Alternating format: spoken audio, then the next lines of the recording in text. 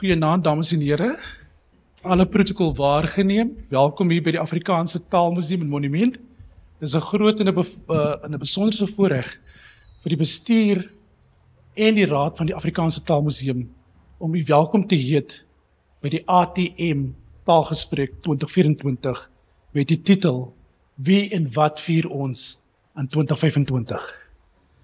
In 2025 vier ons die UFS viering om die amptelike status van Afrikaans te herdenk. Die ATM, die Afrikaanse Taalmuseum en Monument, word 50. En ons herdenk ook die stigtingsdag van die Genootskap van Regte Afrikaners. En u sal saam met my stem, gegee die omstredenheid oor sommige aspekte hiervan, is hierdie tipe gesprek uiters nodig. Dames en here, u sal saamstem dat die vooruitsigte ontlok inderdaad uiteenlopende emosies. Kulturele instellings soos museums en monumente is veronderstel om ervarings te skep wat die basis kan vorm vir die bevordering van interkulturele kommunikasie en begrip vir die ander. Voorts moet dit deur gesprekvoering, debat, kulturele diversiteit stimuleer.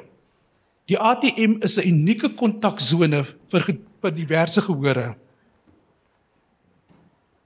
Dit moet in ag geneem word dat elke besoeker sy of haar eie uiteenlopende en soms botsende interpretasie na die instelling bring.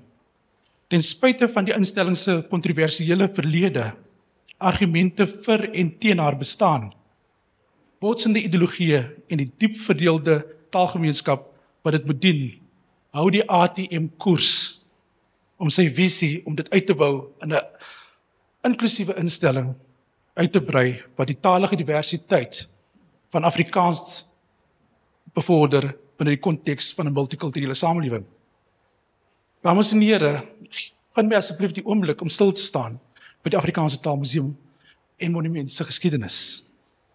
Die ATM se geskiedenis en vroeë temas of narratief was nou verweef met die van die Parelse taalbeweging, ook bekend as die eerste taalbeweging, en die opkoms van Afrikaner identiteitsskepping. Die vraag is, waar het dit als 49 jaar gelede begin? Die opening van beide, die Taalmuseum op 14 Augustus 1975 en die Taalmonument op 10 Oktober 1975 is moontlik gemaak deur privaat en staatsinisiatiewe wat probeer het om Afrikaans van die politiek te skei. Dit was egter die hoogbloei van wit Afrikaner mag wat meegebring het dat die taal weer eens as 'n speelbal misbruik was. Volgens die destydse voorsitter van die museumkomitee, professor Dirk Kotse, sou die museum in sy tema hulde bring aan die voorlopers, stigterslede, medelopers van die Genootskap van Regte Afrikaners, ook bekend as die GRA.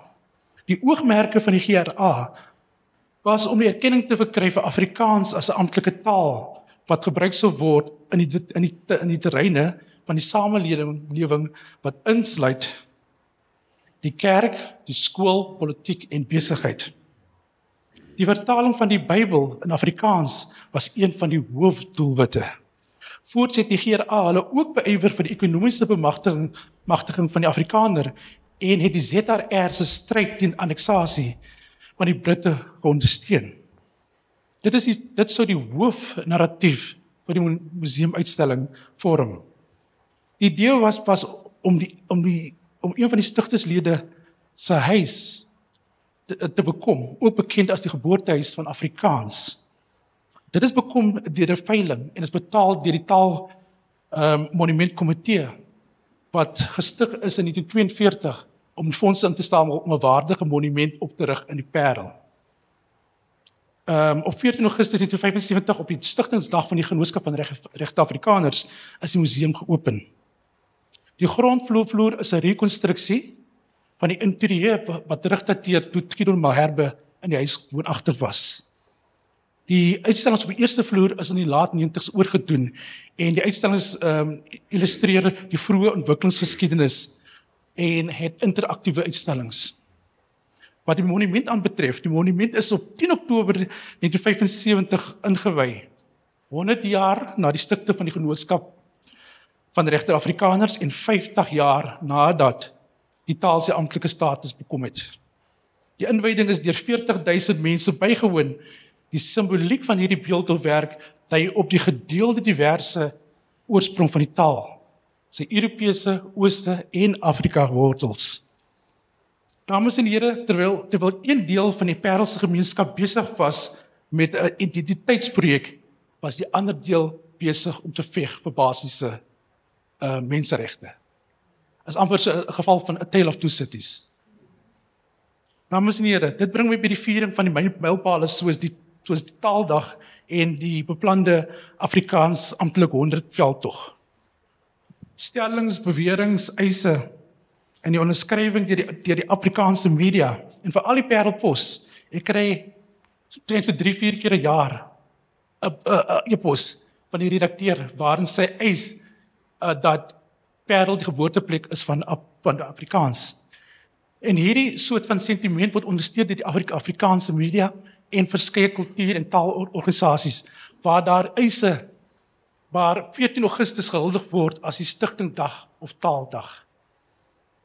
So my vraag is, en dit vir my dui amper op een groep in die taalgemeenskap se belewenis van taaldag.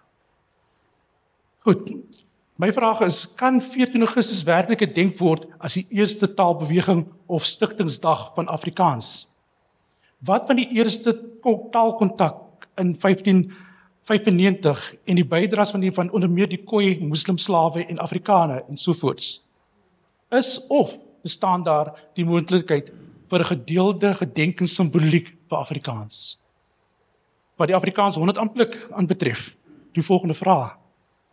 Die vraag is, hoe gaan die veldtog 'n projek uiting gee aan sy doelwitte, soos die versterking van die taal, sy aansien, status en waarde onder al haar sprekers, die burgers in Suid-Afrika oor die algemeen? Hoe kan dit help met die posisionering van Afrikaans as 'n dinamiese, diverse eenheidstaal wat al sy sprekers ongeag die variëteite sosiaal, kultureel en ekonomies saamsnoer? Hoe doeltreffend en suksesvol gaan die boodskap uitgedra word oor Afrikaans as 'n taal van die struggle, die taal van bevryding, die taal van versoening, wat sy sprekers tot voordeel van almal sal saamsnoer? Watter aanslag sal gevolg word met die posisionering van Afrikaans binne 'n meertalige konteks wat tweetaalsprekers verwelkom en uitreik na ander inheemse tale van die land oor alle etniese, politieke en godsdienstige grense? Dames en here, ek hoop vanaand se gesprek gaan bogenoemde en ander kwessies takel rondom taalpolitiek, sosio-ekonomiese brandpunte onder die Afrikaanssprekendes, die hantering van kontroversies rondom die eeufeesvieringe en die nalatenprojekte met die voltooiing van alle feesvieringe in 2025. Om meer lig hierop te werp, gaan ek vir Wilmien vra om vorentoe te kom asseblief. Kyk oor aan Wilmien. Ja, so ons gaan nou die kundiges vorentoe roep. So ek vra nou vir Dr. Elof, vir Isak de Vries en dan Dr. van der Rede. Goed. Net kortliks, Wilmien is 'n spesialis joernalis by Netwerk 24, beskik oor 'n meestersgraad in kreatiewe skryf cum laude van die Universiteit van Kaapstad. En sy is wel bekend vir haar onderhoude en met vooraanstaande lede en smaakmakers uit die publiek. Wilmien, oor aan jou. Nou, baie dankie dat julle my genooi het en baie welkom aan almal. So laat my solank ons uitgeleese gaste voorstel. Christo van der Rede is so langs my. Hy's 'n oud musiekonderwyser. Ek het nie geweet jy speel onder andere trompet en klavier nie. Hy was 'n prinsipaal, sedert 2005 is hy in die privaat sektor, waar hy allerlei vreeslike belangrike goeders was, onder andere die groot baas van Agri SA, waar ek soms met jou te doen gekry het.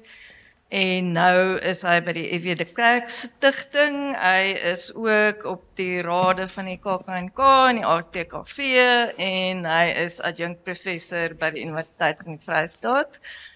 Welkom Christo, ons sien baie uit na wat jy te sê het.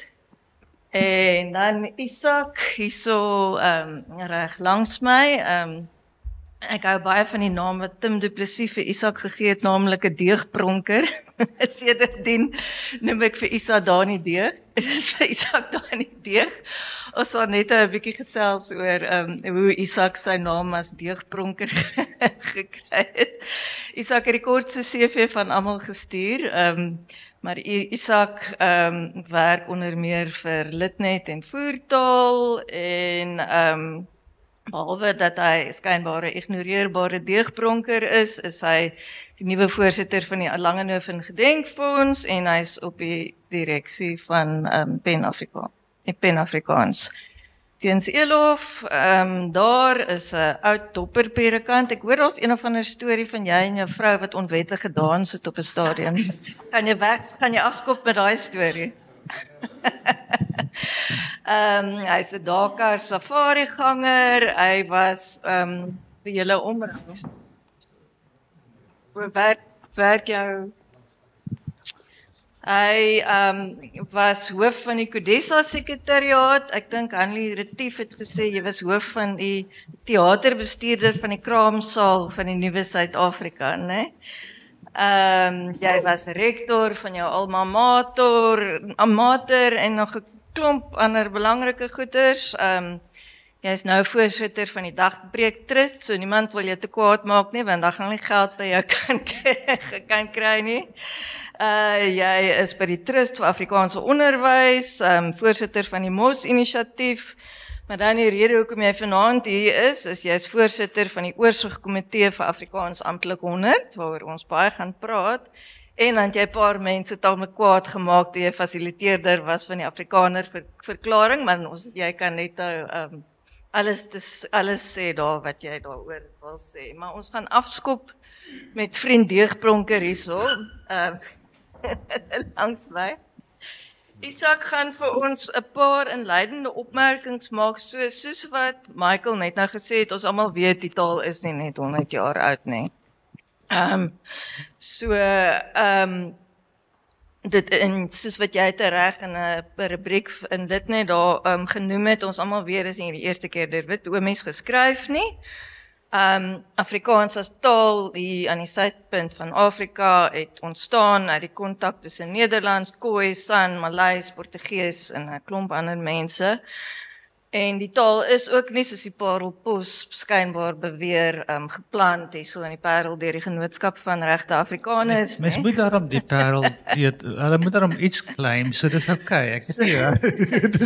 Kan jy vir ons 'n bietjie van 'n kort inleiding gee, miskien oor die waterskeidingsmomente in die ontstaansgeskiedenis van Afrikaans wat gevier behoort te word, maar miskien nie tans die aandag kry wat behoort te kry nie.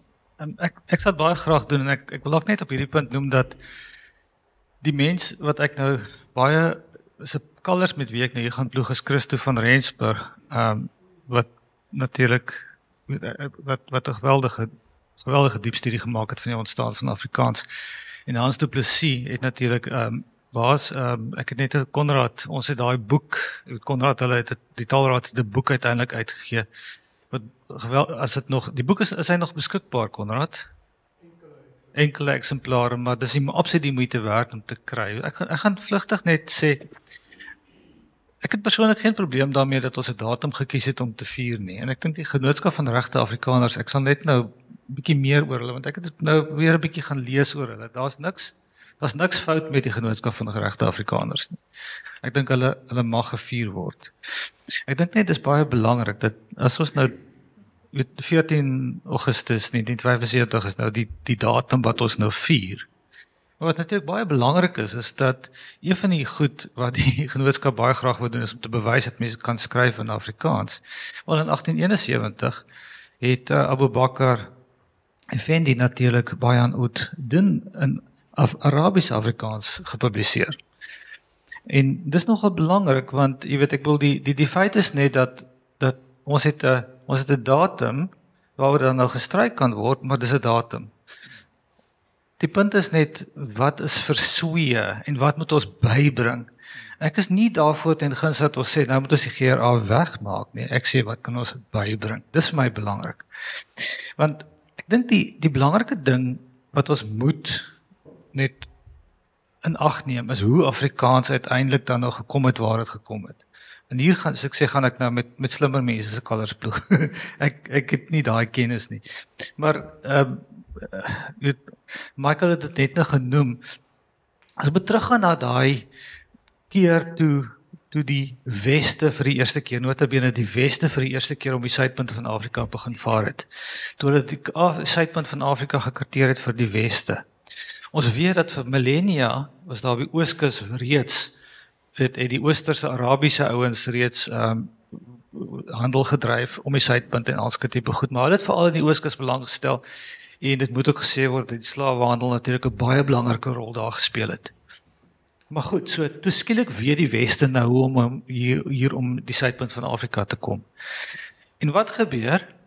Julle weet, ons Suid-Afrikaners laat nie op ons wag nie.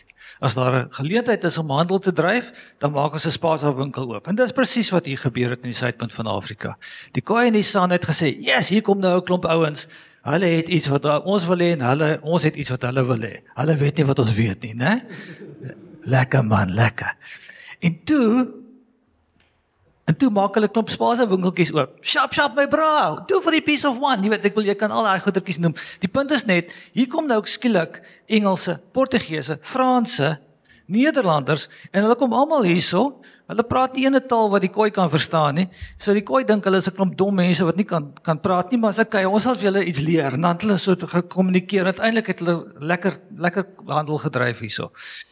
Nou, ek spot nou 'n bietjie, maar as jy vir Christo en daai mense gaan lees, dan gaan jy agterkom dat in daai tyd het daar al taalbrokke ontstaan wat ons nou nog kan terugkry daarna geriep Afrikaans toe, en daar's Nama woorde wat nou nog kan terug verwys word na daai tyd toe. Dis fascinerend om daaroor te gaan lees. Die volgende belangrike ding wat natuurlik gebeur het, is toe ou Jan van Riebeeck hier 'n snoepie kom oprig het. Hy toe kom sit, en hy toe uiteindelik nou vir hom daar so 'n klein kasteeltjie gebou, en uiteindelik daarmee saam het daar toe nou mense, Europeërs dan nou in Afrika kom hulle self kom plak, hulle het nou hier kom bly. En daarmee saam natuurlik het daar slawe ingekom, en nou moet ons baie mooi besef dat daai ouens het op daai stadium in Nederlands gepraat. Die Nederlands wat hulle toegepraat het, is nie Nederlands wat vandag in Nederland of België gehoor word nie. Nee, dit is belangrik. Daai Nederlands het ook ontwikkel. As jy gaan kyk na die geskrifte uit daai tyd, en ek het nou nogal Nigel Penn het baie van daai goed vir ons toeganklik gemaak. As jy dit gaan lees, ek wil daar's duidelik ooreenkomste, maar dit is nie moderne Nederlands nie. So nou daai is 'n vorm van Nederlands gepraat wat hulle op daai stadium geken het. En onthou, Nederlands was nog ook nie 'n gestandaardiseerde taal op daai stadium nie. Maar daarmee saam het daar nou slawe ingekom uit Maleisië uit. En daar het heelwat moslimslawe ingekom. En as julle nou 'n bietjie meer gaan lees, ek wil nou nie 'n vreeslike lang ding doen vanaand nie, maar daar was fascinerend van daai slawe wat hier kom bly het, was eintlik vlugtelinge gewees wat bannelinge was, wat hier na toe gestuur is. So van daai mense het 'n hele entourage gehad wat imams en daai ouens ingesluit het, en so daartoe 'n hele nuwe kultuur ontstaan. Die baas, die wit man, het 'n vorm van Nederlands gepraat, en hierdie ouens, die Khoi en die San wat kom werk het, die Maleisiese slawe en alles, hulle moes nou maar leer om met die baas te praat. So daar het daai sogenaamde kombuistaal ontstaan. Nou die belangrike ding is dat ons kan tot vandag toe, kan ons daai taal bestaan nog steeds, en ons noem dit nou, omdat ons nie 'n beter term daarvoor het nie, noem ons dit Kaaps. Maar dis 'n vorm, dis 'n variant van Afrikaans wat nou nog bestaan. Die ander baie belangrike Afrikaans wat gebeur het, hier sit Wannie nou, jy moes eintlik hierdie speech gemaak het, Wannie. Maar die volgende baie belangrike een wat gebeur het, is toe die boere nou begin skuif hier teen die Weskus op. Onthou daai Khoi, dis 'n klomp van hulle was veeboere gewees. Nou kom die wit mense, net my foon afskakel, skus. Nou kom die wit mense in en hulle begin ook daarso, maar die ouens was ook nie noodwendig almal, dit was nie hooggeleerde mense nie. Hulle praat ook 'n vorm van Nederlands, en hulle skuif nou hier op teen die Weskus. En uiteindelik het daar 'n nuwe taal ontstaan wat nou vandag nog is geriep Afrikaans iets anderste as die sogenaamde wat ons nou die algemene Afrikaans noem. Dis 'n erkende vorm van Afrikaans, want wat daar gebeur het is die Nama mense, die Khoi mense en daai veeboere moes uiteindelik saamwerk en dis belangrik, hulle het saamgewerk.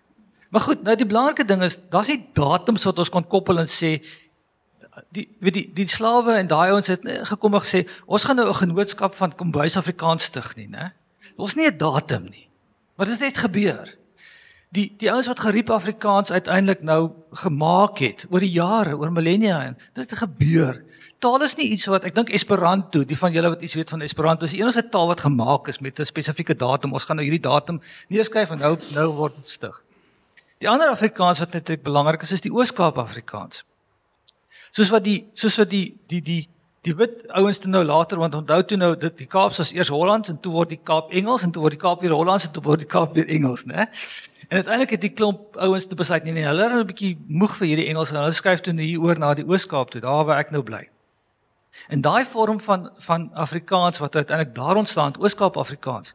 Dink 'n bietjie, as dit nou klomp Nederlandse ouens, die 1820 settlers kom in, die Franse hugenote kom in, daar's Xhosa mense en uiteindelik ontstaan daar 'n nuwe vorm van Afrikaans. Dit is van daar af waar die voortrekkers noord getrek het en uiteindelik daar in die Suid-Afrikaanse Republiek in die Vrystaat het daar die vorm van Afrikaans dan nou tereggekom. Dit het weer teruggekom, want onthou die Wes-Kaap en daai mense het uiteindelik met mekaar gepraat, so die vorm, daai variant, ek sal net 'n bietjie meer oor die GRA praat, daai variant was al klaar 'n mengsel gewees van wat uiteindelik Oos-Kaap Afrikaans geword het.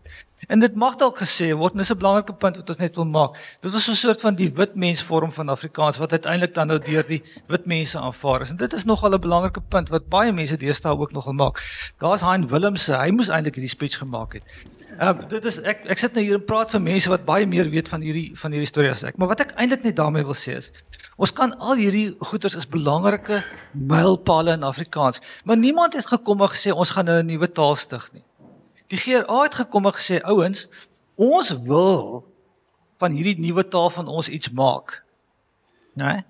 Nou dit is natuurlik so, en ek het dit nou net genoem, dat hulle het probeer bewys dat ons kan skryf en hulle het dit gedoen. Hulle het die nuwe koerantjie gestig in 76 en al sulke tipe goeters, Patriot.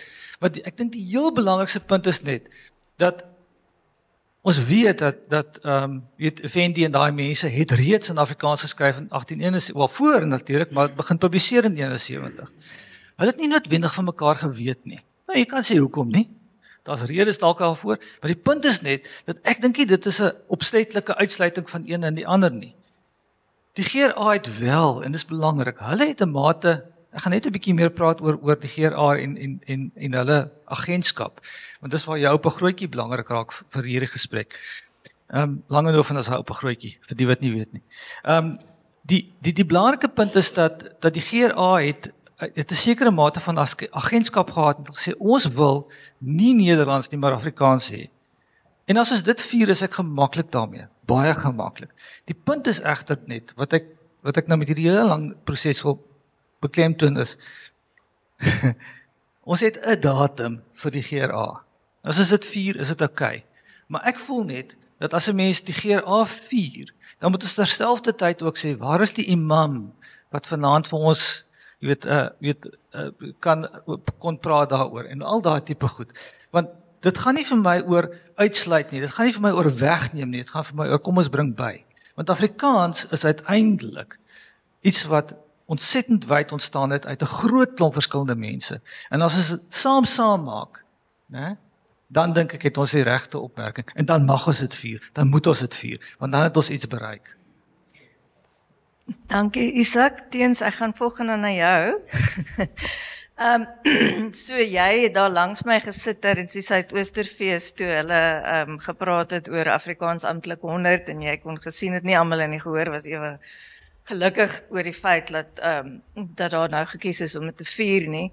So een van die paneellede, jy sal dit seker onthou, het vir jou gesê, ek weet nie of jy aspris of stupid is nie, jy kan nie Afrikaans skei van die politiek nie, en jy het 'n enorme fout gemaak om juis weg te spring met daai 100. So jy sou kon vra, hoekom het ons nie die datum gevat toe Afrikaans die eerste keer in Arabies geskryf is byvoorbeeld nie. So kom ons spring weg deur vir jou te vra hoekom jy besluit om te fokus op die 100 jaar as 'n mylpaal in die taal se geskiedenis.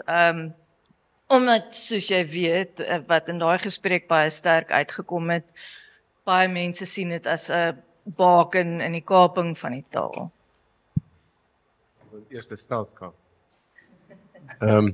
Dankie Wilhelmine.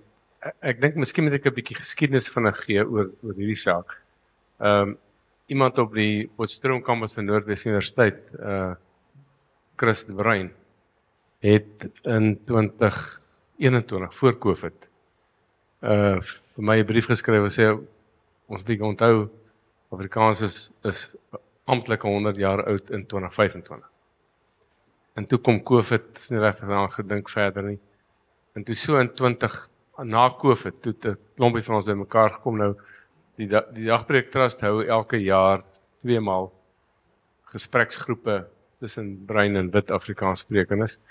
En ons in daai konteks toe gesê, maar kom ons konsulteer. Ek weet daar's gesê, uit onkunde, daar's glad nie gekonsulteer en dis nie waar nie. En toe het ons besluit, ons het 2 vergaderings gehou in November van 22 en toe in Januarie 23.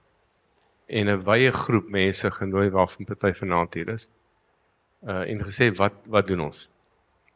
En natuurlik die aanleidende vraag was, moet ons hierdie amptelike eeufeesviering vier of nie? Daar was van die gehoor en sê, maar ons moet nie die GRA vergeet nie. Uiteindelik het ons besluit in die groep, en daar was konsensus daaroor, dat ons moet iets kies wat die minst moontlike debat en kontroversie kan veroorsaak. Nou, as jy geluister het na Suidooster, dan het ons nie geslaag daarin nie. Maar die punt was, ons gesê, kom ons doen dit wat gesanksioneer is deur die staat. Nie 'n regering van die dag nie. Ons het gesê, dis die staat wat Afrikaanse amptelike staatsregie het. En daarmee sê ons, het ons tegelyk gesê, van die begin af, daarmee sê ons nie Afrikaans net 100 jaar oud nie. Maar ons het ook besef, dit is baie moeilik om enige ander datum te vat en nie kontroversie te kry. Sê nou maar, ons het gesê 1875. Dan was die kontroversie erg. As ons sê 1871, was die kontroversie aan die ander kant erg. So ons het gemeen, en ek dink vandag nog, dis waarskynlik die beste besluit wat ons kon neem, as ons dit wou vier, om te sê, het gaan oor die amptelike status van die taal. So die kritiek van konsultasie was ongegrond en is ongegrond. Die oorsigkomitee is gekies uit daai groep uit, en met mense wat van buite af gekom het, en ons was baie versigtig om seker te maak dat die oorsigkomitee ook die sprekers van Afrikaans weerspieël. En so ook die mense wat ons nader getrek het. Die tweede punt wat ek wil maak is dat die gedagte was altyd dat ons Afrikaanse in sy verskeidenheid vier. So ons het ook nie gesê ons wil Afrikaans as 'n standaard, wat ook al standaard Afrikaans beteken, vier nie. Ons gesê Afrikaans in al sy vorme, in sy diversiteit. En die kwessie, en die derde ding wat ons sê, ons gaan nie 'n ding van bo af onder toe reël. Ons gaan die raamwerk skep, waar binne alle gemeenskappe, van onderaf op hulle manier, en hulle keuse, die taal kan vier. Of dan Afrikaans kan vier. En in daai opsig ons sê, ons gaan as oorsigkomitee, gaan ons net 1 of 2 goed as nasionale projekte doen. Ons gaan in die Parel op 8 Mei en verder tot na 25 gaan ons 'n program aanbied waaroor ons vandag 'n bietjie gepraat het verder. En tweedens gaan ons reël dat daar van heide en verre uit die land en selfs Namibië groeteboodskappe kom na die Parel. Wat ons nou op 'n sekere manier, ons is natuurlik bang, op die oomblik is ons baie bang dat hier 'n papierveld tog gaan kom, dat die hele parkeerterrein vol papierboodskappe is, ons 'n bietjie moet dink, hoe doen ons dit? Die laaste ding wat ek wil sê is, daar was ook gesê, en dan word vandag in sekere kringe ook gesê, dat in 1925, jy het dit genoem, die kaping van die taal, en ek is bly oor ek dink 'n baie nugtere siening van langs my, dat daar's vandag veral onder jong mense oor die hele wêreld. Is daar wat ek noem die eie geregtigheid van ahistorisiiteit. Self-righteousness, wat sê, daai ouens, 150 jaar gelede, 200 jaar gelede, is verskriklik. En hoe kon hulle so gewees het? Ons moet hulle afskryf. Natuurlik was hulle verkeerd. Hulle het nie 'n grondwet gehad. Jy kan kyk na die Amerikaanse slawehandel. Daar's presidente wat verguis word omdat hulle nie slawehandel onmiddellik gestop het nie, maar hulle het eers later gestop. Nou, ek kan my net nie ophou met so iets nie. Om te sê dat iemand het dit, ek dink in daai gesprek gesê, of later dalk, dat dit was die begin van apartheid in taal. Dis ahistories. Natuurlik sê ek nie, dis reg wat hulle gedoen het, hulle sê Afrikaanse witmanstaal nie, dat jou oupa so grootjie so gesê het nie. Dit weet ons vandag, maar jy kan nie daai mense oordeel en afskryf met vandag se waardes nie. Ek dink enige historikus sal daarmee saamstem. So wat ek daarin wil sê is, my teenargument sou wees, kom ons dink vir 'n oomblik, dat Afrikaans nie amptelike status gekry het nie. Wat kon dan gebeur het? Hollands sou uiteindelik deur Engels uitgedring word, want Hollands was 'n koloniale taal. Engels is ook 'n koloniale taal, maar hulle het 'n manier om hulle in te wurm en te bly in hulle land. Tot die Chinese kom. Ja, Mandaryns. Met ander ek wil amper vir die ouens wat sê dit was 'n apartheidsbegin, dit was natuurlik apartheid eers baie later begin, koloniaal was dit wel. Die vraag is, wat moet ons almal wat hier vanaand sit met Afrikaans op watter variëteit gebruik? Die kans is daar, dat ons dalk nie vanaand hier sou sit en Afrikaans praat, dan dalk Engels sou praat. En ek dink dis iets om te vier, dat daai amptelike status het vir almal van ons, in al die variëteite van Afrikaans, die vermoë gegee om te is waar ons vandag is. Dis nie 'n pad wat met rose besaai is nie, dis nie 'n pad waaroor ek as 'n wit Afrikaner trots is nie. Ons kan net alles vir mekaar sê, maar dan sê ek nog steeds, om dan te sê mens mag dit nie vier, of jy eer 'n klomp ou wit ooms wat verkeerde siening van die lewe gehad het. Ek dink dit gewoon is nie waar nie. So ek dink wat ons wil doen, en ek hou van wat Isak gesê het oor byvoeg, wat ons veral na die Suidoosterfees se bespreking besef het as oorsigkomitee, is dat ons moet nog meer doen om te verduidelik dat dit oor die amptelike status gaan, maar tweedens baie meer doen oor die variëteite van Afrikaans, baie meer doen oor die inklusiwiteit van Afrikaans, en dat dit daaroor gaan, en dat ons in 'n sekere sin ook op 'n stadium in volgende jaar wil sê, kom ons kyk verby die 100 jaar, kom ons kyk na die volgende 100 jaar, sodat mense toekomsgerigtigheid oor Afrikaans, want ek dink waar ons almal sal saamstem, as ons nou nie, ons kan nie oor die verlede saamstem nie, en ons kan ook nie die verlede verander nie, maar ons kan wel oor die toekoms saamstem en iets aan die toekoms doen, en ek dink dis die gesindheid waarmee die hele oorsigkomitee die hele saak benader, maar ek bedoel, ek is heeltemal oop om in debat te gaan daaroor, ook op ander plekke. Ek dink die bona fides van die mense wat die saak aangevoer het, wil ek graag op die tafel sit en sê, dis definitief nie met 'n agenda gedoen of iets van die geaardheid, dis juis om te sê, kom ons wees inklusief, ons is trots op ons taal, ons bly waar ons is, en kom ons gaan vorentoe. Dankie teens. Christo? Jy het self gesê met die Afrikaner verklaring, met die rubriek wat jy Netwerk 24 geskryf het jy so 'n bietjie nek uitgesteek. Hoe voel jy oor Afrikaans amptelik 100 en die besluit om spesifiek daai herdenking te vier? En wat dink jy daar's 'n gevaar dat dit kan lei tot groter verdeling? Die besluit om op daai 100 jaar te fokus. Nee, baie dankie. Ek sit al die hele week en sit in top oor hierdie gesprek en toe het ek nog 'n hele klomp goed gaan lees. Op my ouderdom, jy weet, dan staan jy 2 uur op in die oggend. En dan werk jy, sit die verwarmer aan en maak 'n koffie en just like it, dan is jy mos nou in jou eie spasie, wat jy kan dink en kan skryf en kan sê wat jy lus het.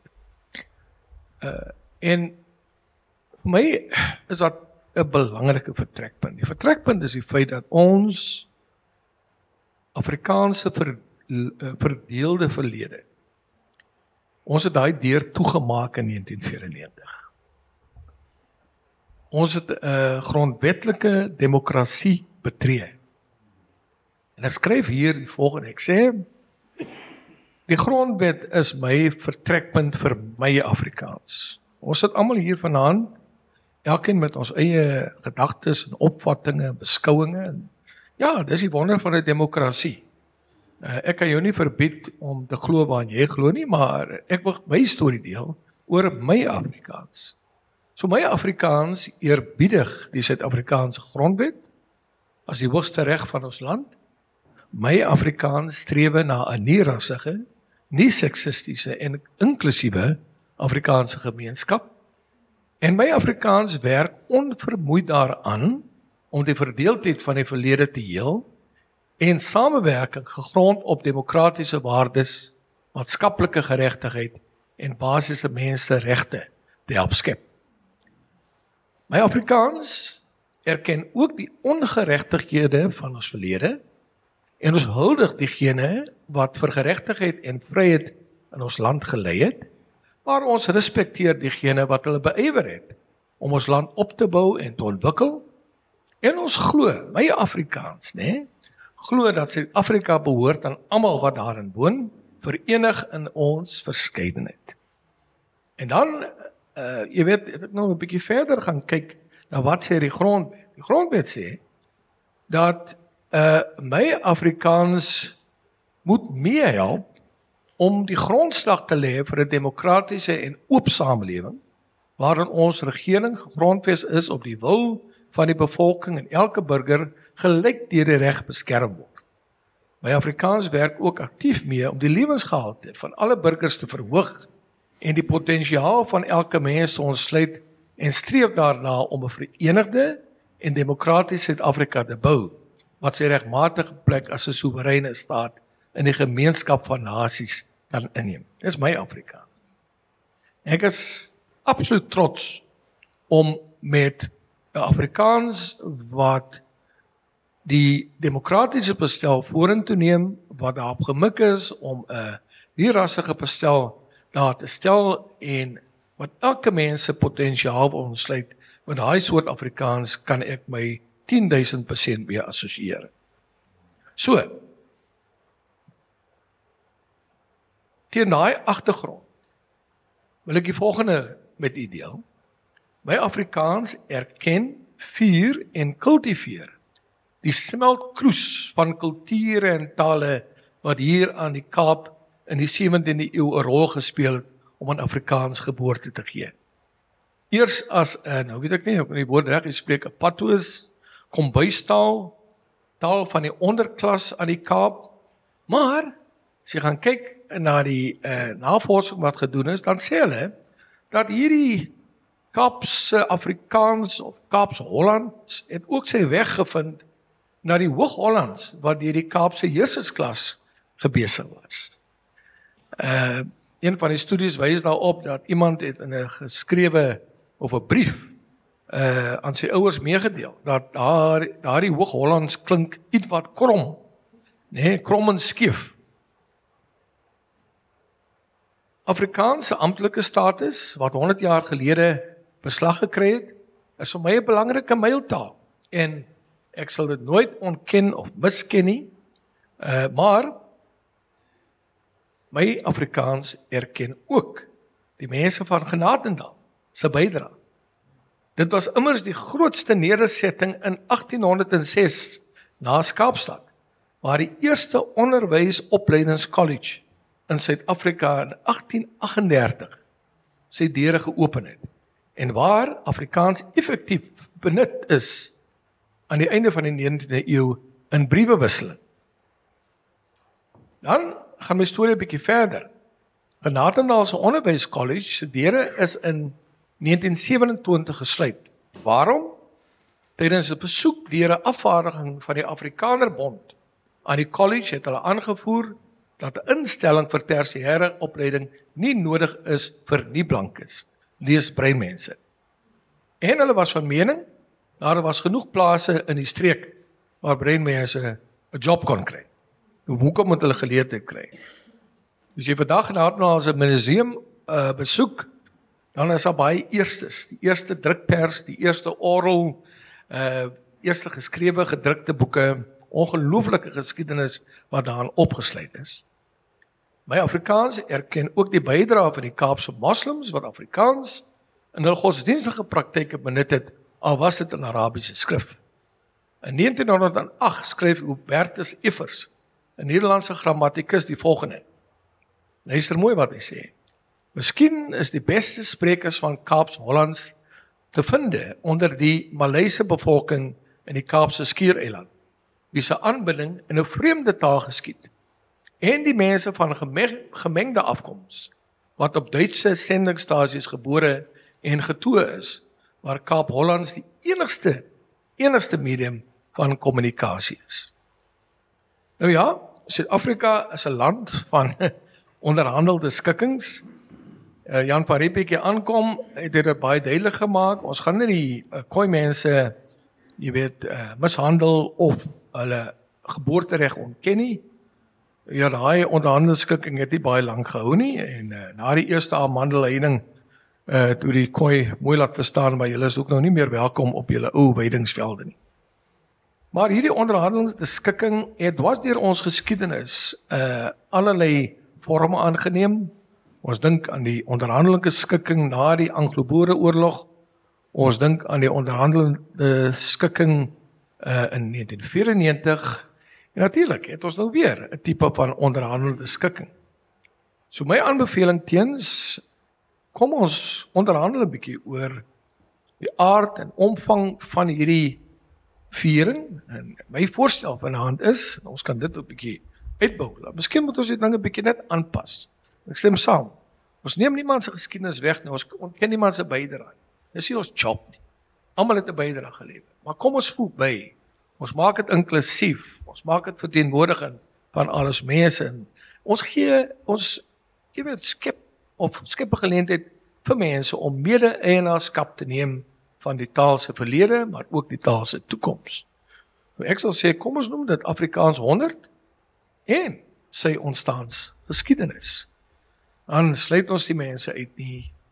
Ons het dan 'n tema, dink ek, wat in 'n groot mate jy weet, mense se kwessies wat hulle het, dit op 'n manier kan bylê. So dit in kort is maar wat die eiertjie wat ek te lê. Vierkantig, rond, driehoekig. Mag ek Baie dankie. Isak wil baie graag ja, iets sê. ek dink die punt wat ek net van julle albei gehoor het, nou wat nou gepraat het, is die belangrike ding is, ons moet een ding onthou, dat wanneer 'n taal amptelik dan nou aangekondig word, dis nie die ontstaan van daai taal nie. En ek dink dis die punt, dis ook wat ek net Esperanto genoem het, dit is 'n gemaakte taal, en wie van julle kan Esperanto praat? Minimaal speakie Esperanti. Okay? Want ek het dit al van tevore probeer, en dis verskriklik interessant, maar die punt is dit werk nie. En ek dink dit is nogal net belangrik, is dat ek hou baie van wat jy sê, is dat as ons daai, so ons het 'n datum, weer eens, dis 'n lukrake datum. Weet, hoekom 8 Mei? Hoekom nie 12 Mei nie? Hoekom nie 10? Ek wil dis 'n lukrake datum. Maar dis 'n datum.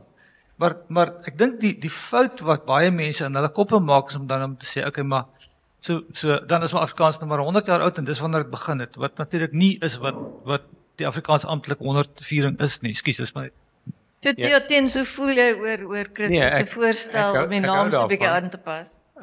Ek sou net byvoeg. Ons is nou mos byvoeg. Sy ontstaan en toekoms.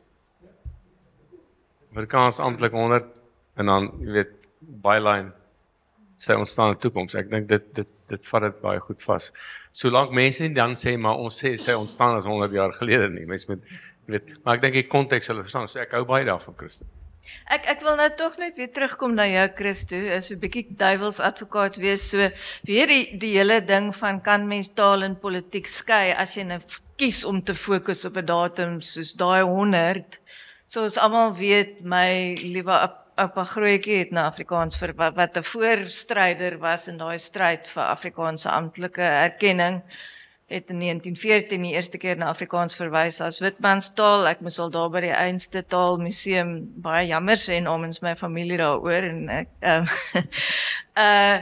en Langenhoven het natuurlik ook in 1929 die Swart Manifest opgestel. Hy was alhoewel sy naam nie daarby was nie, maar dit was 'n tipe van 'n prototipe apartheid. En D.F. Malan wat destyds, hy was minister van binnelandse sake toe. Nee, buitelandse sake, een van die twee.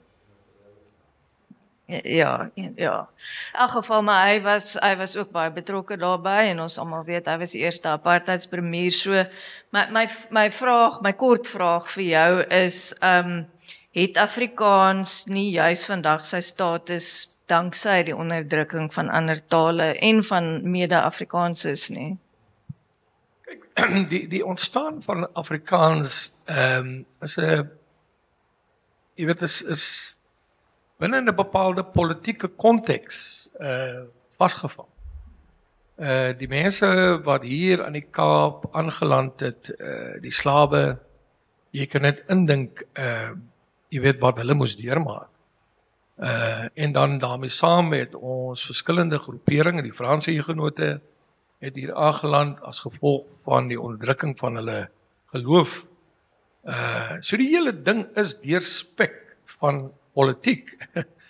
En jy kan nooit, jy weet, taal en politiek skei nie. Net so kan jy ook nie, jy weet, die begrip Afrikaner skei van 'n bepaalde politieke konteks. En al wat ek sê is, jy weet, ons moet versigtig wees met die verabsolutering van die begrip Afrikaner.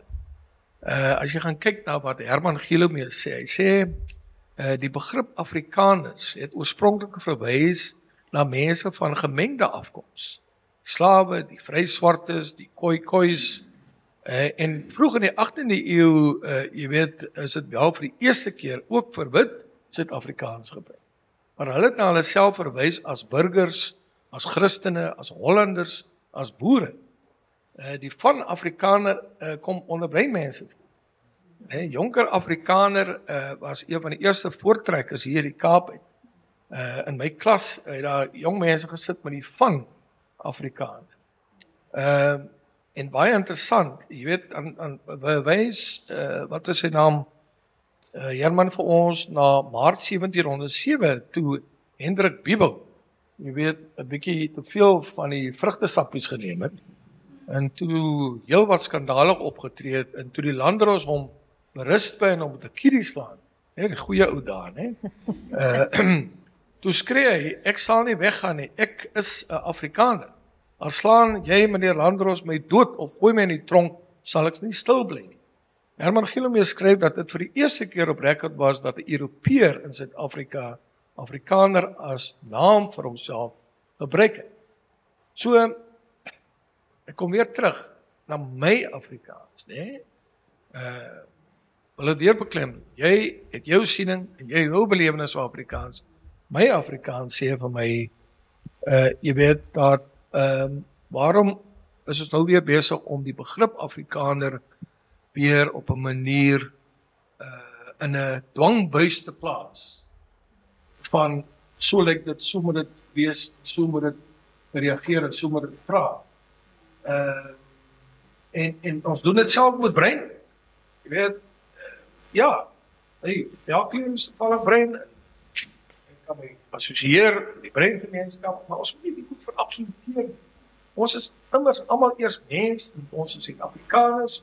Ja, en ons behoort aan bepaalde gemeenskappe, maar just like it, ons moet regtig waar vinnige bewegende rigting, maar as uitkom by tipe van pluralistiese Afrikaanse gemeenskap. Ja, ons almal divers, ons almal verskillende van belangstelling, ons almal bepaalde tradisies, kultuur, gebruike en sovoorts. Maar ons het baie meer in gemeen as wat daar dinge is wat ons van mekaar uit mekaar het. En ek dink dit moet die fokus wees van Afrikaans 100 en ook binne daai konteks moet die begrip Afrikaner weet baie meer insluitend wees as wat dit probeer om weer, jy weet, te sê maar, jy weet, jou fenomologiese jy weet karaktertrekke maak nou van jou 'n Afrikaner? Ons gaan net praat oor die Afrikaner verklaring, maar Isak, ek wil nou net eers vir jou weer 'n moeilike vraag vra. Want jy is nou die voorsitter van die Langehoven Gedenkfonds en ek weet ons het as deel van die Langehoven Gedenkfonds nou al baie moeilike gesprekke gehad oor wat doen ons nou met hierdie 100 jaar viering, want ons moet op 'n manier betrokke wees, want Langehoven was betrokke, maar ek weet ook dat daar by die Suidoosterfees gesprek teens waar jy ook was Langehoven 'n tipe van 'n vloekwoord en mense wil hom nie vier nie. So my vraag vir jou is op watter manier wil die Langehoven Gedenkfonds met hierdie meer problematiese aspekte van die geskiedenis omgaan in hierdie 100 jaar en dink jy hierdie 100 jaar is 'n mylpaal om te vier of in die konteks van Langehoven of om bestekopname te doen of om dalk jammer te sê? Okay, kom ons begin net daaroor. As jy nou mooi daaroor dink. Daar's baie redes om jammer te sê vir wat Nielsie gesê het en jy het nou al baie jammer gesê oor die wit Afrikaners en al die tipe goed en ek weet as 'n direksie, ek wil nou hier namens die direksie praat nie, maar die punt is ek kan regtig sê as 'n direksie het ons baie daar gepraat al. Nielsie was 'n mens. Okay? Hy was ook 'n alkoholist. Daar's baie goed wat Nielsie verkeerd gedoen het.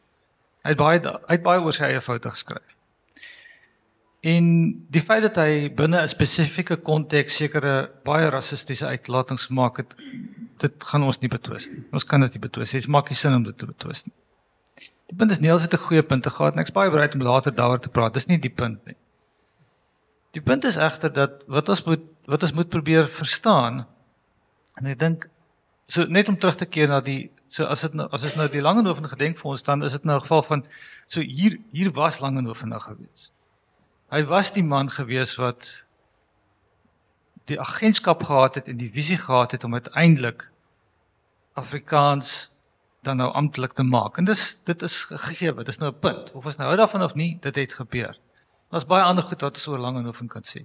Die punt wat ek egter wil maak is dat mense moet ook altyd baie versigtig wees.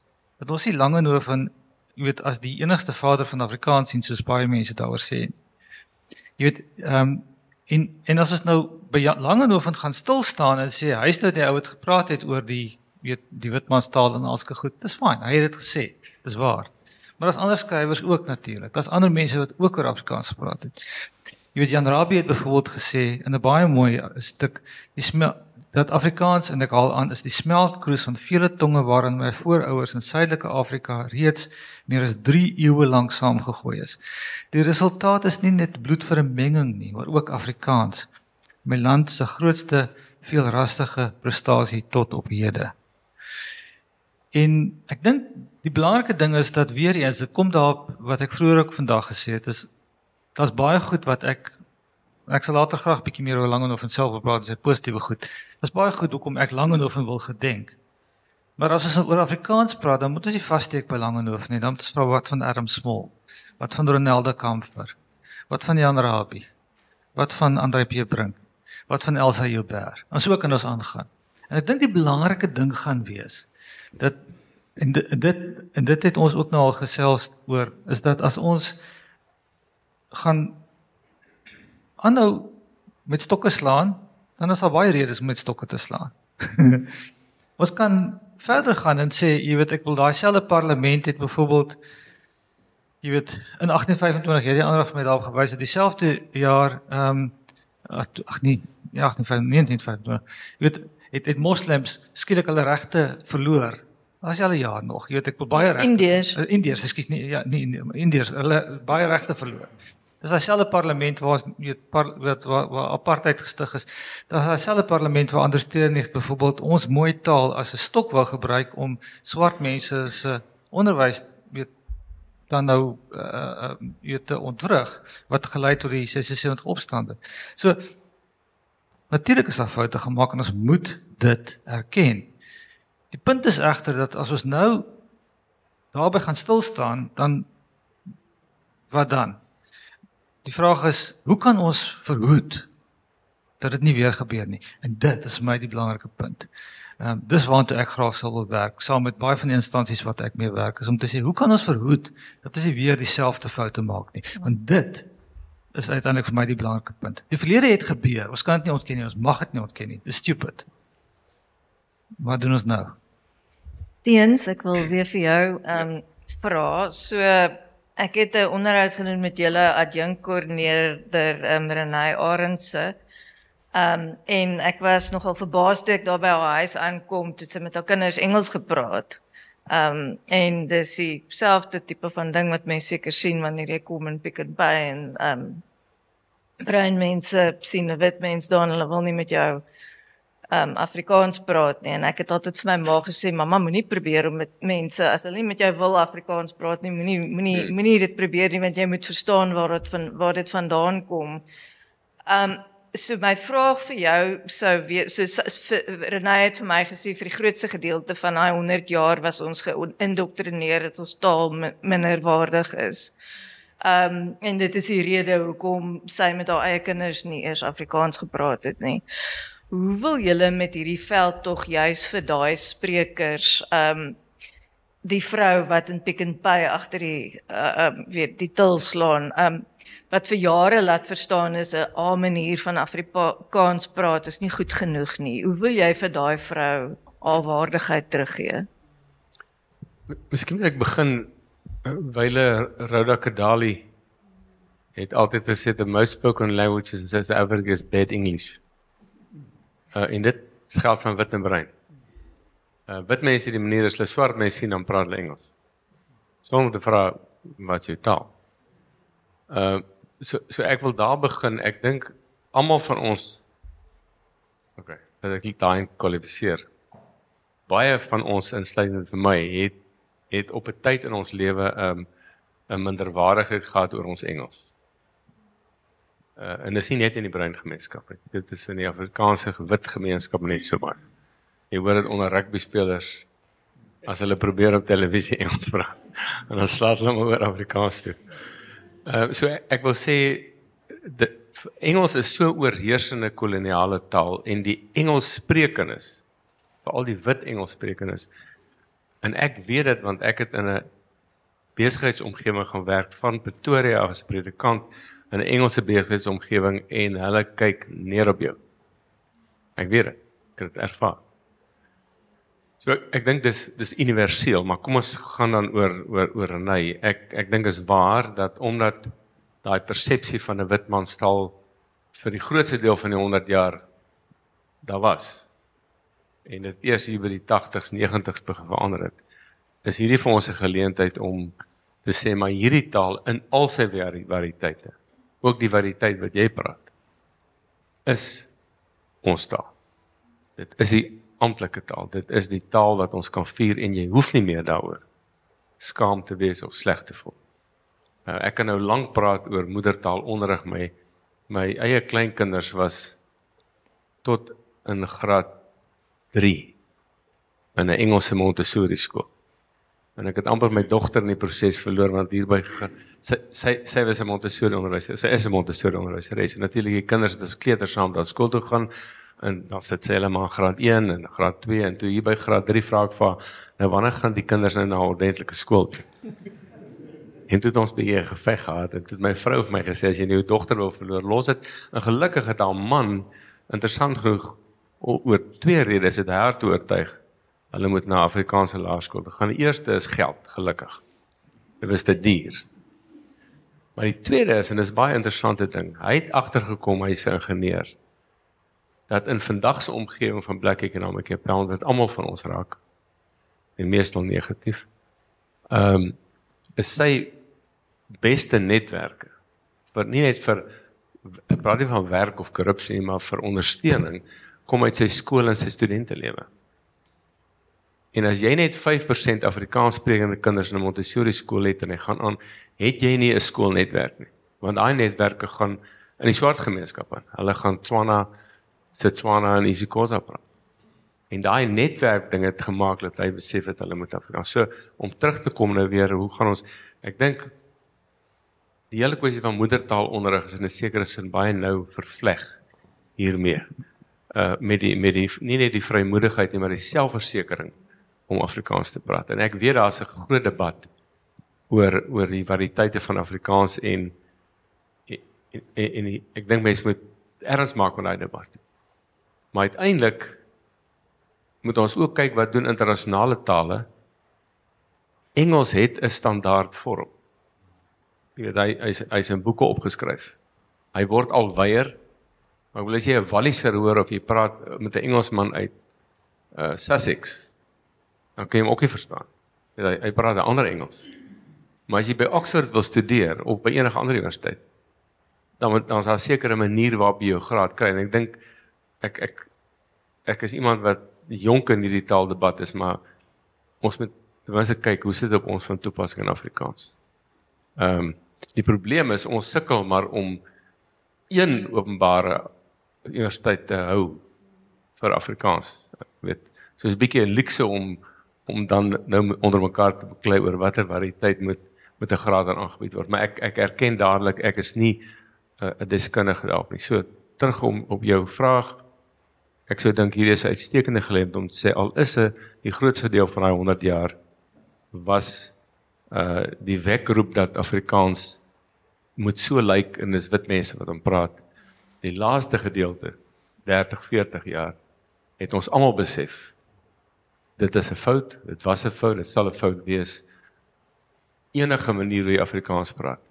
En ek dink as of die ATKV of Afrikaans.com wat sê in hulle advertensies, jou Afrikaans is joune, maak nie saak hoe hy klink nie. Ek dink en dit sal die selfvertroue bring. So die manier hoe ons ook en ons vandag daar gepraat, jou probleem in ons taalgemeenskap is daar's 'n deel veral in die noorde van die taalgemeenskap wat uitstekend georganiseer is. Daar's takke van AfriForum, daar's takke van die ATKV. En daar's 'n ander deel veral in die suide wat nie so goed georganiseer is nie. En ons moet ons projekte en ons betrokkenheid raak betrokke so maak dat jy nie afhanklik is van goeie organisasies nie, maar dat jy as 'n vriendekring, as 'n klomp ouers by 'n skool, as 'n klomp ouderlinge in 'n kerk, moet dit ook kan doen. Hulle moet ook, ek dink Giep het vandag gepraat, dalk moet ons sê op die aand van die 8de Mei, hou ons almal 'n braai. Almal wat Afrikaans praat. Hier onder braai ons vis en daarbo braai ons chops. Maar ons braai. Jy weet, ons dink nog, Willemien, maar dis die gedagte en daai gewaarwording dat ons is saam en ons braai saam, maar ons praat saam. Ek dink dit sal help dat Renée se kinders eendag nie hoef te met hulle kinders Engels praat. Ek sou graag daai vraag vir jou wou vra want ek kan sien jy wil iets sê, maar hoe dink jy kan hierdie geleentheid gebruik word om vir die mense wat nie wil Afrikaans praat nie of wat skaam voel oor hulle soort Afrikaans om vir hulle waardigheid terug te gee? Onthou daar's twee kante van hierdie muntstuk. Aan die een kant sit ons onder wye verskeidenheid van variante, tongvalle, wat ook al jy dit wil noem. Maar die ander kant van die muntstuk, dit bekommer my, want ons sit met verskriklike laat toetrede van Afrikaanse jong mense, en baie spesifiek die brein jong mans, wat nie by tersiêre instellings uitkom nie. Nou, ek het gekyk na bepaalde statistiek wat hierdie hoër onderwys, wat is die ding se naam, instelling of institusie vrygestel is, en brein Afrikaans sprekendes verteenwoordig maar so 5% van mense op universiteit, maar die ander groot kom is brein jong mans, is maar tussen 1 of 2%. En dit is 'n groot uitdaging, as jy nie daai tipe van intellektuele leierskap of ontwikkeling het binne 'n bepaalde gemeenskap nie, dan verarm daai mense nie net materieel nie, maar ook geestelik, intellektueel. So 'n mens moet dit verder gaan ondersoek om presies vas te stel waar land hierdie jong mans op? Gaan hulle dalk na tegniese college toe of wat ook al, dalk goeie nuus. Dink ons is so baie op universiteite dat ons eintlik baie meer moet fokus op tegniese opleiding sovoorts. Maar as ons nie daar jy weet 'n bepaalde intervensie van stapel gaan stuur, nee, dan gaan jy met hierdie groeiende kloof tussen die breinmiddelklas, die breinwerkerklas sit. En aan die einde van die dag gaan jy met 'n klomp jong mense sit wat 'n absolute maalkolk van verarmde jy weet denke en 'n verarmde uitkyk op die lewe vasgevang is. En hoe ons dit gaan aanspreek, jy weet, bly vir my 'n groot uitdaging en ek dink as ons regtig waar, jy weet, as 'n Afrikaanse gemeenskap iets vir ons eie mense wil doen, dan moet ons daaraan begin aandag gee. Mag ek gou daarop reageer? Ja. Een van die goed wat die wit mense baie goed gedoen het, na die Carnegie-verslag, en ek sê spesifiek wit mense, want onthou, hulle het wit mense opgeheef. Hulle het moeite gedoen om ambagte vir jong mense daar te stel. Ons in Suid-Afrika is nie meer ingestel op ambagte nie. Ons dink net aan tersiêre opleiding. Dis verkeerd. Dis 'n ontsettend belangrike punt, maar as ek nou daaroor gaan begin praat, dan moet julle my asseblief wegsleep, want dan gaan ek aanhou praat. Maar dis ontsettend belangrik, want dit het alles te doen daarmee dat jy met klasse sit. En ons het ras met klas vervang in Suid-Afrika. Baie vinnig. Joef. En dan kan ons net terloops, daar's onlangs is daar 'n PhD geskryf hier by Stellenbosch in Kaaps. Maar dis cool, dis fyn, dis lekker. Maar dit spreek nog nie daai ding aan, ekskuus. Maar nou gaan ek daaroor stop, want anders gaan ek te veel praat. Ek wil nou oorgaan na effens moeiliker onderwerp. Teens ek kyk vir jou, maar ek gaan begin met Isak. Die Afrikaner verklaring. Ek sal miskien net ou skeieregter uit die gehoor moet roep. Isak, so jy was eerste uit die blokke na die Afrikaner verklaring wat jy op Litnet in 'n rubriek geskryf het. Ons is nie almal so nie, party van julle het dit dalk gelees. Waar jy gesê het 'n klein groepie wit mense by die Voortrekker Monument wil skynbaar Afrikaans terugeis vir wit mense en die moslemgemeenskap wat die eerste tekste in Afrikaans geskryf het, is outomaties uitgesluit. Nou is my vraag vir jou, is dit moontlik vir 'n spesifieke groepie mense wat hulle self Afrikaners noem, om in 'n post-apartheid era 'n taal en 'n identiteit vir hulle self soort van te deps, te sê ons is Afrikaners, julle is nie Afrikaners nie? Wel, dis moontlik, dit het gebeur. Die punt is ook dat dit al van tevore gebeur, nee, ek bedoel gedurende die apartheidjare. Maar die dilemma wat ek daarmee het, is maar net dat as 'n mens begin uitsluitend raak, dan is nie net moslems uitgesluit nie, maar dan is ander mense, ek self, wat nie weet hou van 'n fasistiese kyk van Afrikaans, is onmiddellik uitgesluit. Michael, wat die voorsitter is van die Taalmonument, is uitgesluit. Christo is. Ek wil daarop iets sê, dit is, dat weer eens, ek hou nie daarvan om te veel oor my eie slimmighede te praat nie, want dit is baie min, jy ken my nou, ek is nie baie slim. Chris Barnard, nou nie die hartman nie, die skrywer, het 'n baie interessante ding geskryf. Hy het in 'n artikel, 'n essay wat hy genoem het, ek ben een Afrikaan, en dit kom nou terug na daai ou wat so geslaan is, ek sal nou oor hom praat. Maar hy het na aanleiding daarvan het hy gesê, dat as Afrikaans nie sy Afrika wortels gaan omarm nie, dan gaan Afrikaans sterf. En wat hy verder gesê het, is Afrikanerskap is ballingskap as dit bedryf word as 'n eksklusiewe ding. Sy pleidooi was regtig geweest dat as ons nie die Afrika omarm in Afrikaner nie, dan gaan dit 'n probleem wees. Nou, die die punt is weer eens, ek wil nou ook weer terugkom na iets wat Jan Rabie gesê het en dis kom ek my papiere hier het want ek wil graag dit omreg aanhaal want dis nogal 'n vreeslik interessante ding geskryf. Jan Rabie het in 'n essay geskryf met die titel Minder Europa, meer Afrika. Het hy gesê 'n skrywer is sy taal en as hy dit goedkeur dat sy medetaliges deur wetgewing op kleurgrondslag uitmekaar gestoot word, is hy 'n dwaase vyand van homself.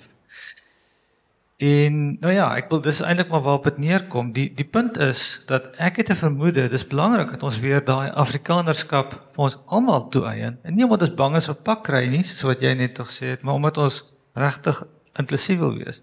So ek is nie so seker dat Afrikaans net vir een groepie is nie. Ek wil dit regtig inklusief maak en Afrikanerskap daaraan toeëien. Dis maar hoe ek daar voel. Ek teen sy gaan nou na jou toe kom, Christo. So jy het ook 'n rubriek daarna geskryf op Netwerk 24 waar jy onder meer geskryf het Afrikaans is weer gekaap vir eng nasionalistiese doelwitte. Wat? En jy was ook op 'n stadium betrokke by die stigting vir bemagtiging van Afrikaans, as ek reg onthou. Wat was die uitwerking van die Afrikaner verklaring op die belange van Afrikaans as 'n taal wat kultureel en sosiaal divers is, maar ook vir die bemagtiging van Afrikaans? Kyk, ek dink, jy weet, dit kom weer terug na ons grondwetlike demokrasie. Soos ons hier sit, is dit elkeen se reg om sy eie ding daar buite te doen. Solank jou regte nie, my regte aantas nie. Go for it. Jy weet, jy kan 'n verklaring opstel, jy kan sê, jong, dis die van der Rede verklaring.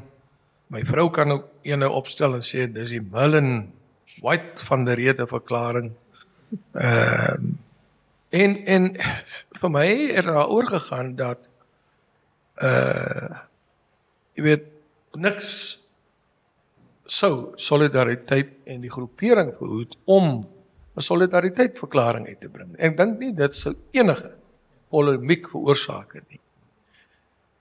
Die vraag wat by my opgekom het, wat sit agter hierdie agenda? Jy weet, om weer die begrip Afrikaner te suiwer van sy baster afkoms.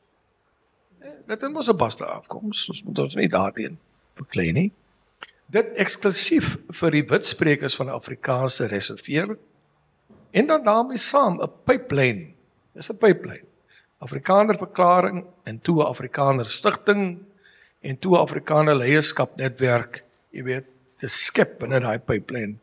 Wat my gesê het, ja, maar is ons nou besig om agteruit te boer nie.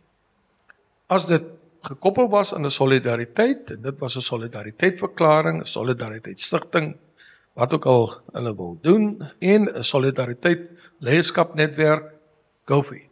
Ja, niemand gaan daaroor 'n vierkantige eier lê nie.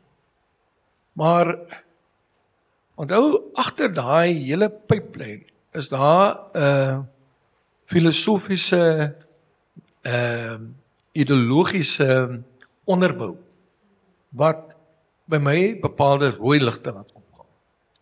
Ja, Kosmalan, ek noem hulle name, ook die akademia se hoof, almal groot filosofiese denkers. En as ek hulle goed lees, dan sê ek myself, just like a kerels, waarom trek julle die strop al nouer om Afrikaanse nek? As jy Degenaar gaan lees, dan sê Degenaar juis dat ons moet nie daarvan skroom of wegbeweeg om radikale kritiese analise te doen oor ons wel en wee, en veral binne die konteks van die wit Afrikaner gemeenskap. En ek dink, ons kan nie, en ons moet nooit hierdie goed net as gelaat aanvaar nie. Ons moet dit bevraagteken, nie ten kwade nie. Ons moet dit juis bevraagteken om te sê, maar hoekom plaas ons onsself op sy spore? Hoekom beweeg ons weg van die idee van 'n Afrikaanse sentrum? Jy weet, wat binne in 'n bepaalde politieke milieu, jy weet, sy bydrae wil lewer om 'n beter Suid-Afrika vir almal teweeg te bring. En ek dink dit is maar die konteks. Jy weet, moenie dit sien as enige iets 'n poging van my om jy weet slim te klink of enige iemand te ondermyn. Dit gaan maar net vir my oor die belange van hierdie breër Afrikaanse gemeenskap en die belange van ons land. Ons sit nou met 'n RNE, regering van nasionale eenheid. Die ding het maar 'n wankerige toekoms. En dis ons taak, jy weet, om daai regering van nasionale eenheid ten goeie te ondersteun. Want as ons dit nie gaan doen nie, en die ding val, jy weet, en die sogenaamde progressiewe caucus wat oor, dan wil ek sien hoe die poppe gaan dans. So ons kan nie nog onderling met mekaar besig raak nie. Daar's groter issues waarmee ons moet mee besig hou. Ja, nee, ek het juist vroeër vir Isak gevra of MK nou vir hulle oranje oorpakke gaan kry. So teens jy het gehoor wat Isak en Christo gesê het. So na afloop van die Afrikaner verklaring het julle gesê julle praat nie namens alle Afrikaners nie en dit was duidelik, jy het ook nie namens my gepraat nie, maar julle glo wel julle praat ten behoeve van Afrikaners, ja. Glo jy steeds julle het alle Afrikaners 'n guns gedoen of kan jy insien dat daar gevoel is dat die strop soort van al hoe nouer om Afrikaanse nek gewurg is met wat daar gebeur het? Dankie. Mag ek net voor ek daarby kom, net na aanleiding van jou oupa grootjie, net vinnig praat oor my agteroupa grootjie, wat Paul Creer is. Ja, ek het geweet. En ek weet nie wat het hy al gesê oor Afrikaans of nie Afrikaans, hy was 'n bietjie voor sy tyd. Maar hy was op sigself 'n kind van sy tyd. Een oulike staaltjie van hom is dit na die eerste boereoorlog, vryheidsoorlog wat gewen is teen die Engelse. Die enigste een. Het hy vir die kerke in Pretoria elkeen 'n volle burgerreg erf gegee. Nou burgerreg erf is seker omtrent 'n hektaar. Maar vir die Joodse gemeenskap het hy net 'n halwe burgerreg. En toe kom hulle toe hulle sê, president, ons weet jy's 'n regverdige man, maar hoekom het die Christene 'n volle burgerreg erf gekry en ons Jode kry net 'n halwe burgerreg? Toe sê hy, maar is baie maklik, julle het net die helfte van die Bybel. So, dit was daai soort van wysheid wat hy gehad het, en ek dink nie eintlik vandag gaan 'n hof sal opstaan nie. En ek bedoel Max de Preet en ook sê hy was korrup ook, so ek dra ook 'n bietjie aan my geskiedenis. Erflike las. Ek wil so begin dat Christus met die grondwet begin ook, dat die grondwet laat vrywillige assosiasie toe. En daar is sekere grondwetlike artikels wat kultuur, taal en godsdienstregte vir gemeenskappe beskerm. Die grondwet laat dus 'n mate van 'n pluralisme toe, as jy wil. Ek weet nie wat die regte woord is, maar noem dit 'n veelvuldigheid. En vrye assosiasie natuurlik. En as jy 'n vrye assosiasie het, dan sluit jy niemand uit nie, want jy assosieer vrylik. Ek en Christo assosieer oor die grondwet en assosieer oor Afrikaans en 'n klomp ander goeie. Ek beskou identiteit, en ek dink die grootste kritiek wat ek het op die kritiek is dat mense vereenvoudig identiteit tot een of twee goed. En is gewoon net nie waar. Ek sien dit, my identiteit, hoe ek vat my persoonlik, in konsentriese sirkels. Ek is eerstens 'n mens. Ek is nie 'n dier nie. Ek identifiseer ook nie soos op tuiskoolkinders as 'n hoender of 'n ding nie. En daarna as ek 'n man, dis ook nie meer vanselfsprekend nie.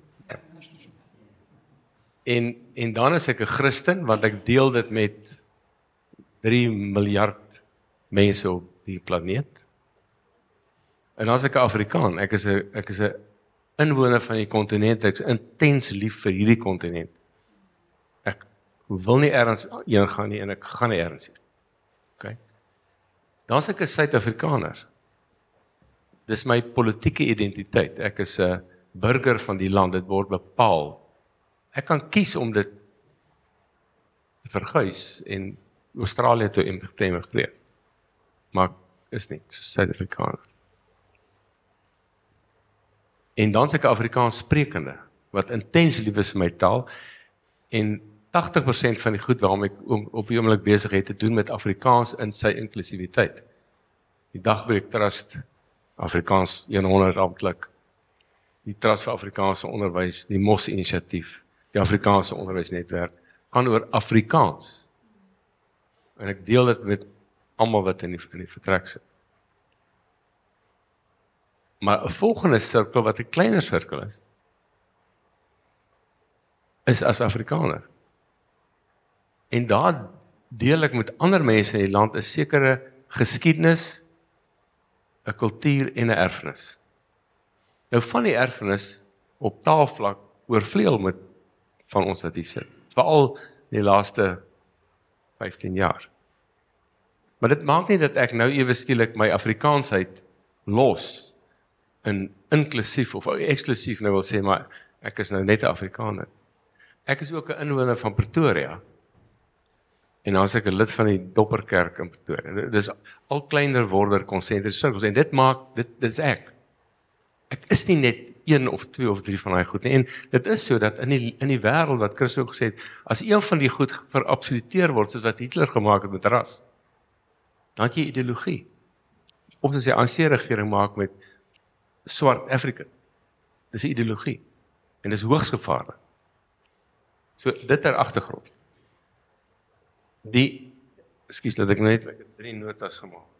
Kan ek net so lank vra, so jy praat daar in terme van konsentriese sirkels, jy het vir Netwerk 24 ook daaroor geskryf. Dink jy nie, ons moet juis weens die pyn wat ons ander mense aangedoen het in die verlede, 'n bietjie versigtig wees met sommige van daai identiteite, deur te sê, ek is 'n Afrikaner, jy is 'n Afrikaner, maar Christo is nie 'n Afrikaner nie. Ek sê dit nie. Dis 'n dis hoekom ek met vrye assosiasie begin, Willemie. Want Christo was nie genooi na die... Toevallig was hy.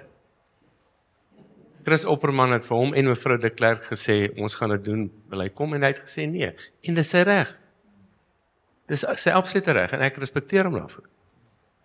Maar dis die punt, as ons probeer het om 'n verklaring op te stel, wat lyk soos hierdie gehoor, met respek, sou ons nog by die eerste paragraaf gewees het.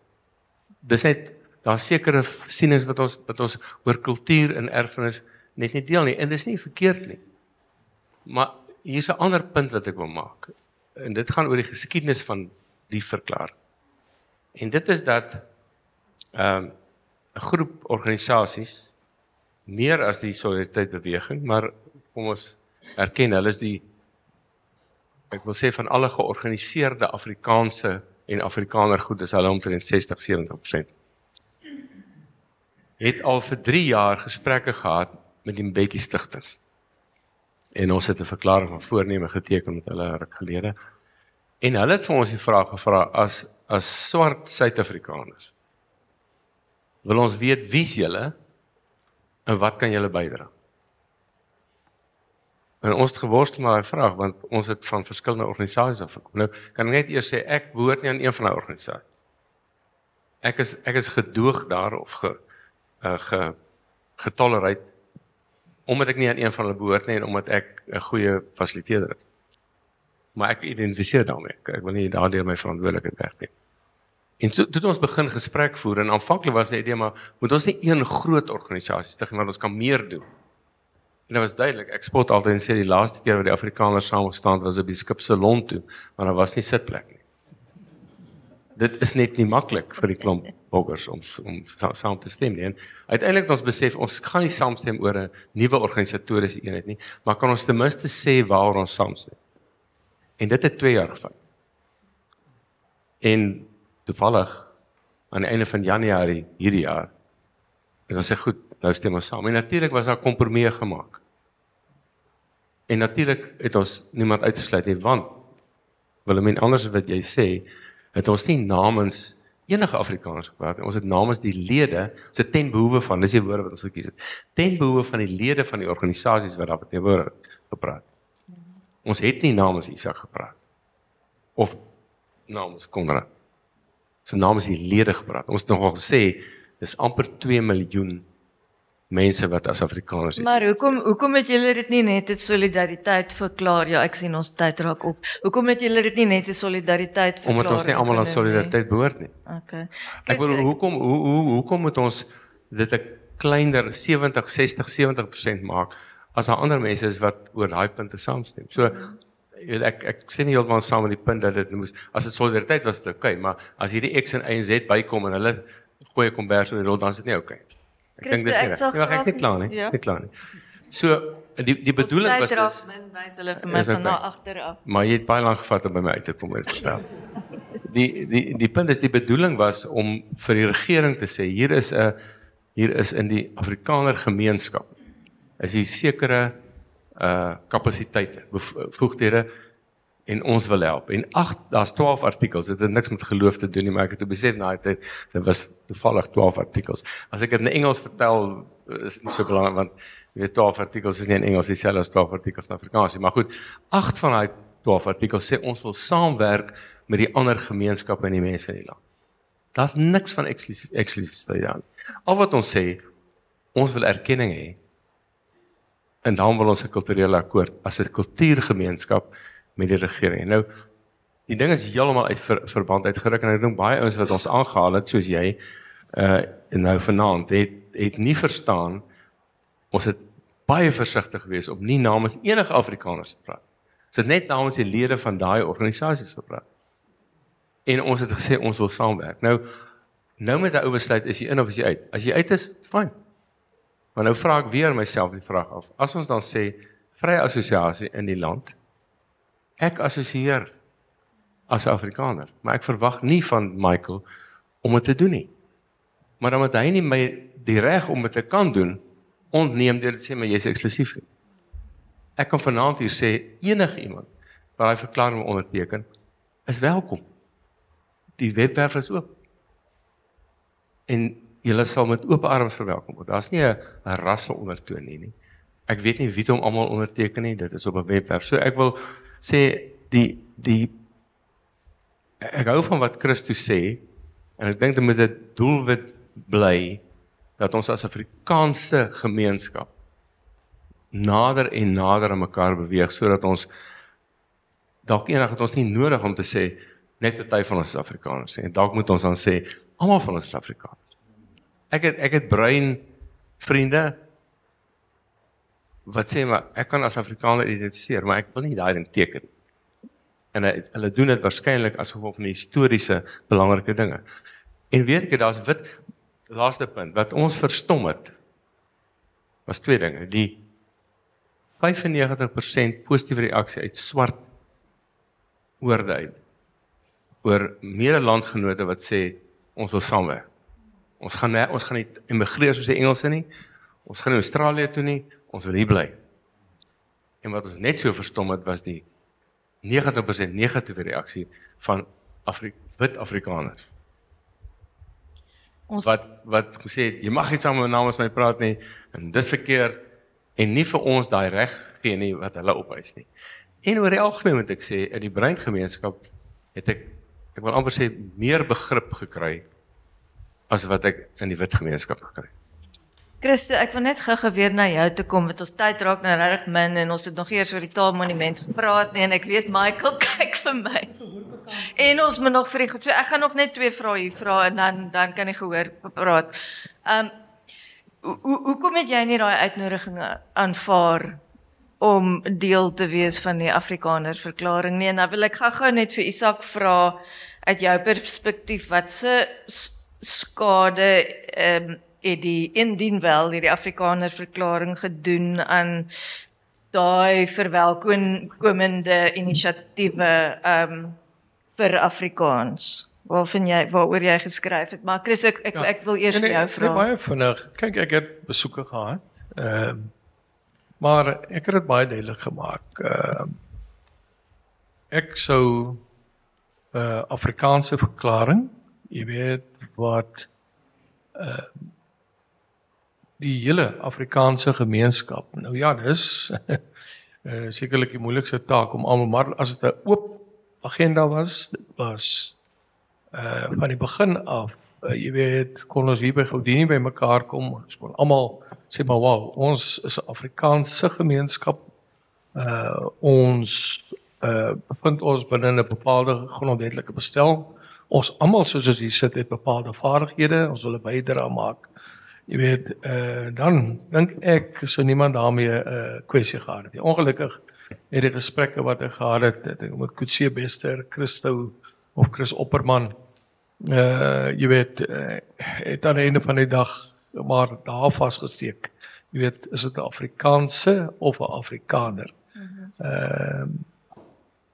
Ja, dit was maar. Ja, so Isak net baie vinnig, jy het in jou CV gesê, jy het na 'n rubriek geskryf vir verskrikking van hierdie soort verklaringe waar klein groepie hulle self aanmatig om namens Afrikaanses te praat, is dat alle Afrikaanse ruimtes en inisiatiewe skielik verdag word. Wil jy iets sê daaroor? Ja, ek dink, kyk, vir my gaan dit daaroor dat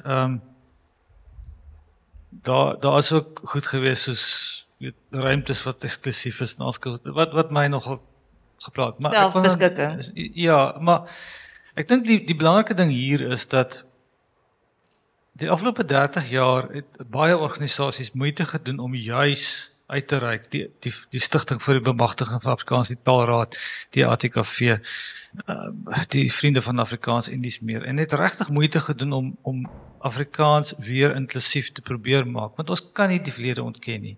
En ek het gevoel, daai spesifieke verklaring het nogal mense seer gemaak. Nie gevoel nie, baie mense het vir my gesê, dit het hulle seer gemaak, punt. Dit is eenvoudig gegee.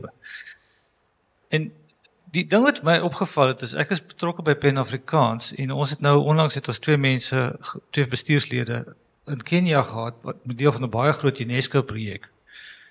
En die net vir die rekord, die twee mense wat gegaan het, is nie een wit nie, maar hulle moes die hele tyd gaan verduidelik, hoekom besig julle nog Afrikaans in? Hoekom duld julle nog Afrikaans? Julle het mos nou 'n demokrasie. Nou, ek wil, die punt is net dat ons Afrikaanse verlede het mense seer gemaak, en dit is 'n feit. En ek is net benoud dat as ons weer gaan begin praat oor, jy weet, selfbeskikking en sulke tipe goeders, dan gaan ons al dit wat ons die afgelope 30 jaar reggekry het. Dis hoekom ek daarteen beklei het. Ek het, en ek, net 'n laaste ding, ek kom eintlik daarop neer, ek dink dit gaan oor die term. Ek stem met Christo saam, ek wil, as julle 'n ander term gebruik het, as julle die Voortrekker Monument verklaring gemaak het, sou ek glad nie gereageer het nie teens, maar, sorry, dis net, want, ek kan verstaan waar het vandaan kom, maar dit was net, dis hoekom ek daarteen gereageer het, maar goed. Is daar enige lede van die gehoor, ek is seker julle het dinge wat julle op die hart het? Yuri Saal, ek is raadslid van die Afrikaanse Taalmuseum en Monument. Ek wil net 'n opmerking maak. Ek is baie aktief in die breingemeenskap. Ek nie in die breingemeenskap, in die Afrikaanse gemeenskap. En van die opmerkings of ja, wat aannames of opmerkings wat gemaak is ten opsigte waarom breinouers nog steeds vandag Engels praat met hulle kinders. Daar's een bepaalde rede. Ek sal sê 'n hoofrede. Dit het niks te doen met die skaamwees van Afrikaans nie, of om Afrikaans te praat nie, of die minderwaardigheidsgevoel daarvan nie. Nee, onthou nou net, Engels is aan ons voorgehou as 'n statussimbool, so. Daai is 'n voertuig om vir jou uit te lig. So, daar word neergekyk op jou as jy nie Engels kan praat nie, of as jy kombuis Engels praat, of as jy, soos Rhoda Kadali, ek en Rhoda was saam op universiteit van die Weskaap, dosent, in my jonk en, wat is dit, jong jare, in my prille jeug. En ons het baie die gesprekke gehad, want ons kom uit die 1976 onluste.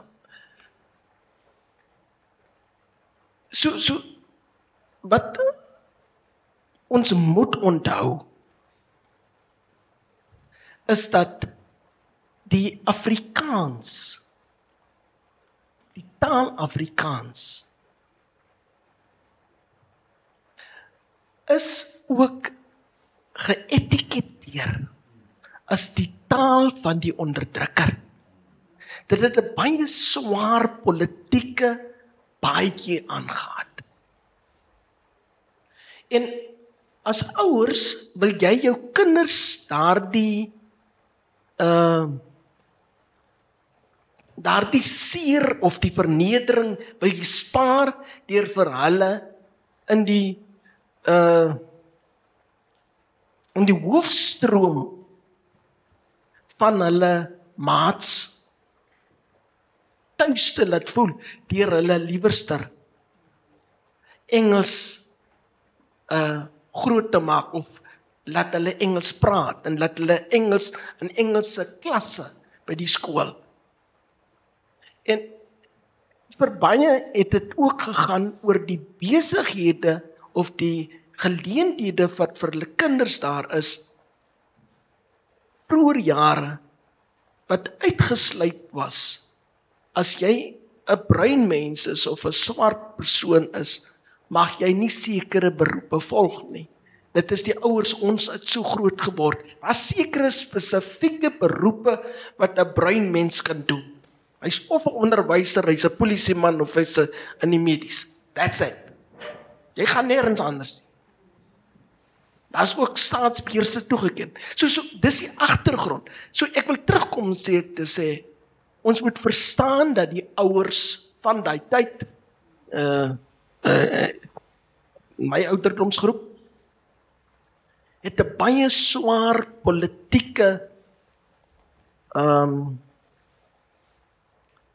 wolk gehad wat saam met ons geloop het. So dit is die opmerking wat ek wou gemaak het ten opsigte van waarom dan hy gesê het sy praat Afrikaans, sy praat Engels, maar sy is aktief betrokke in Afrikaans organisasies en ek dink sy is ook deel van die ek weet nou nie hoe of paneel is vir Afrikaans.com nie. So sy's aktief betrokke daar, maar sy praat Engels met haar kinders en dit is daai agtergrond wat ek net wou gegee het. Die ander aspek wat ons nie uit die oog moet verloor nie.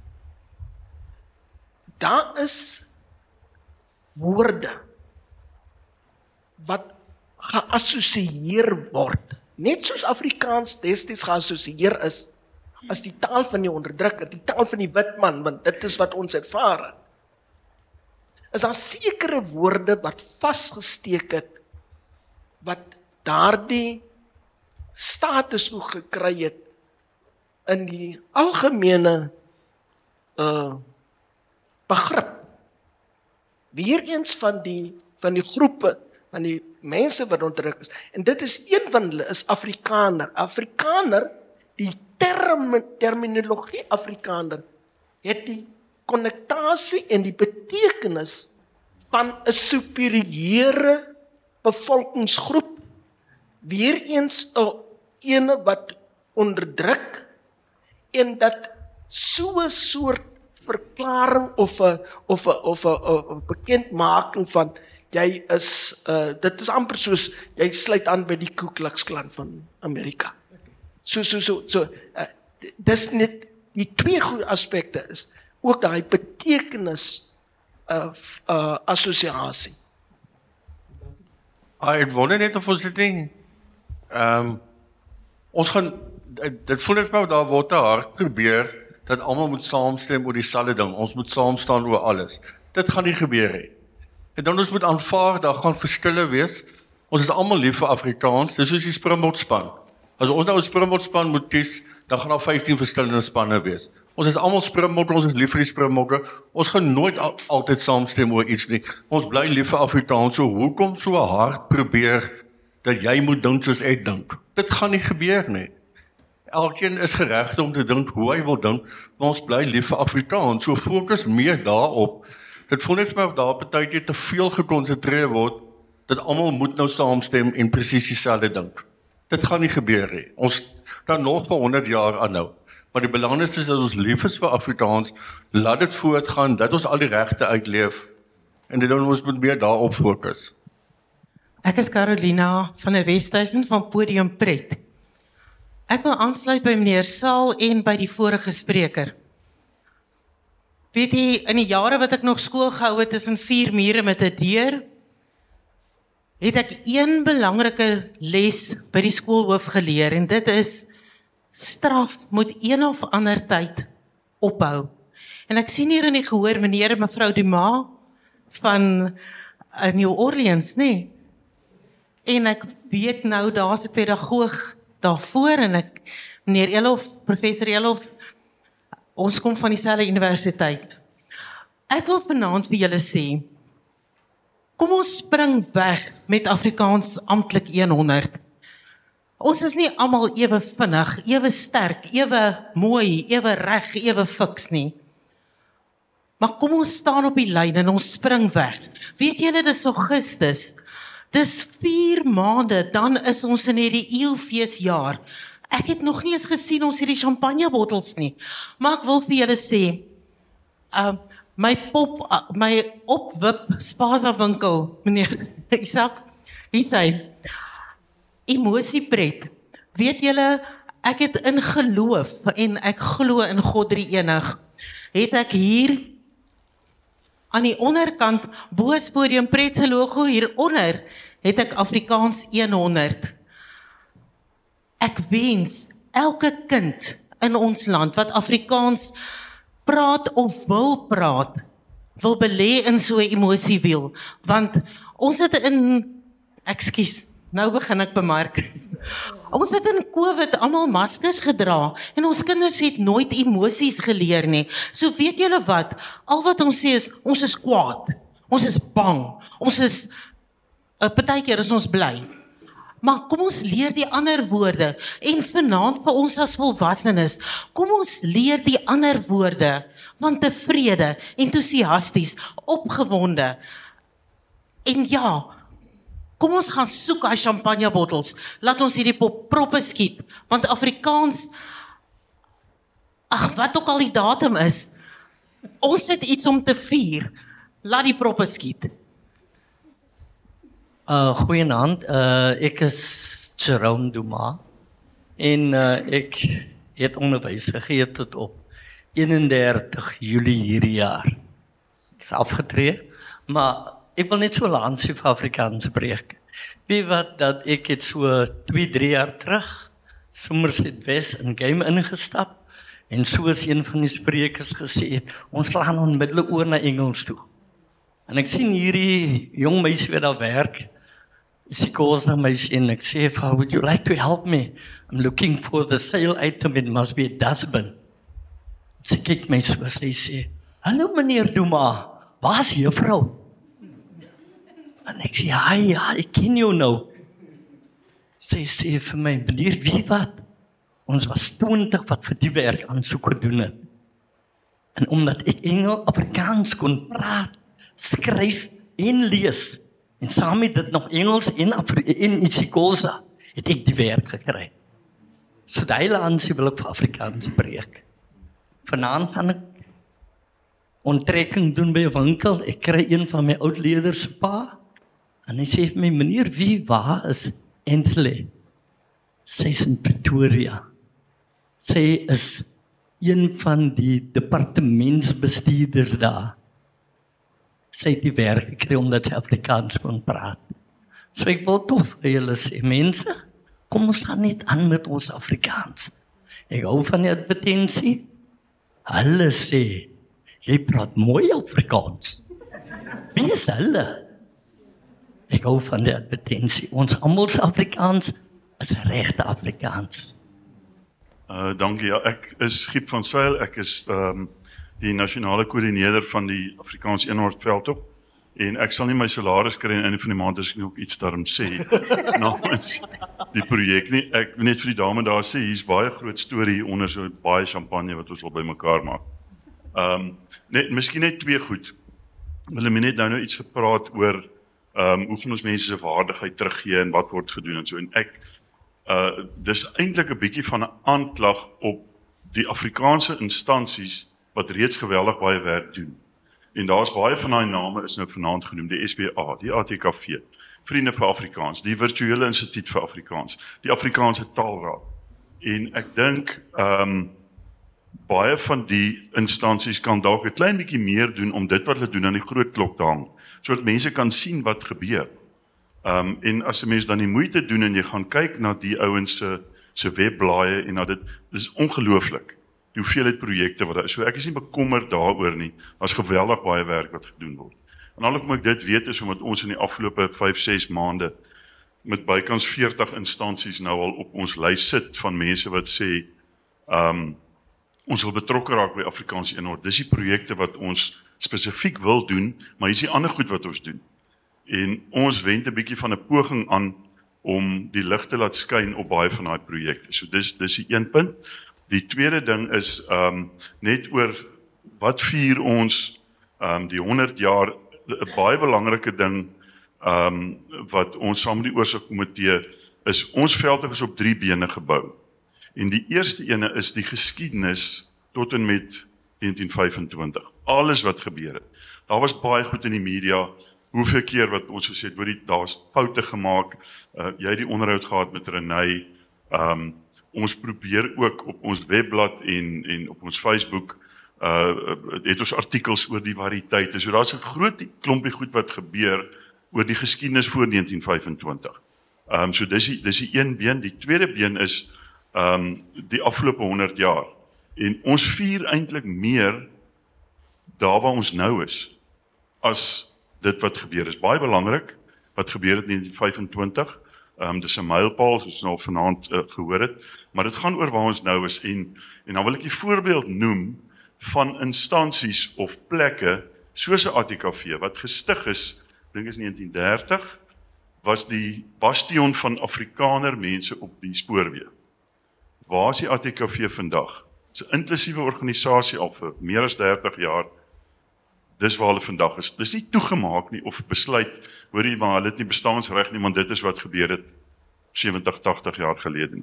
Daar is die Aardskyp gebou, die Nikomelan, die ou Nikomelan, wat die bastion was van Afrikaners, die Afrikaner kunste, maar wat gebeur vandag daar? Die Burger Koerant is die eerste redakteur was Dr. D.F. Malan. Miskien daai geskiedenis so, maar wat doen die burger vandag? En net so vergelyk ek dan Afrikaans 100 daarmee. Dit is wat gebeur het. Daar's foute gemaak, ons weet wat gebeur het, ons kan niks daaraan verander nie, maar die belangrike ding is waar is ons vandag en wat hierna vorentoe gaan. Teens het vinnig genoem oor die veld of vorentoe, ons het 'n naam daarvoor. Ons noem dit die Afrikaans 100 ensovoorts, wat dan nou volgende jaar na 8 Mei sal julle nou meer hoor daarvan. So vir ons is dit belangrik, waar is ons nou?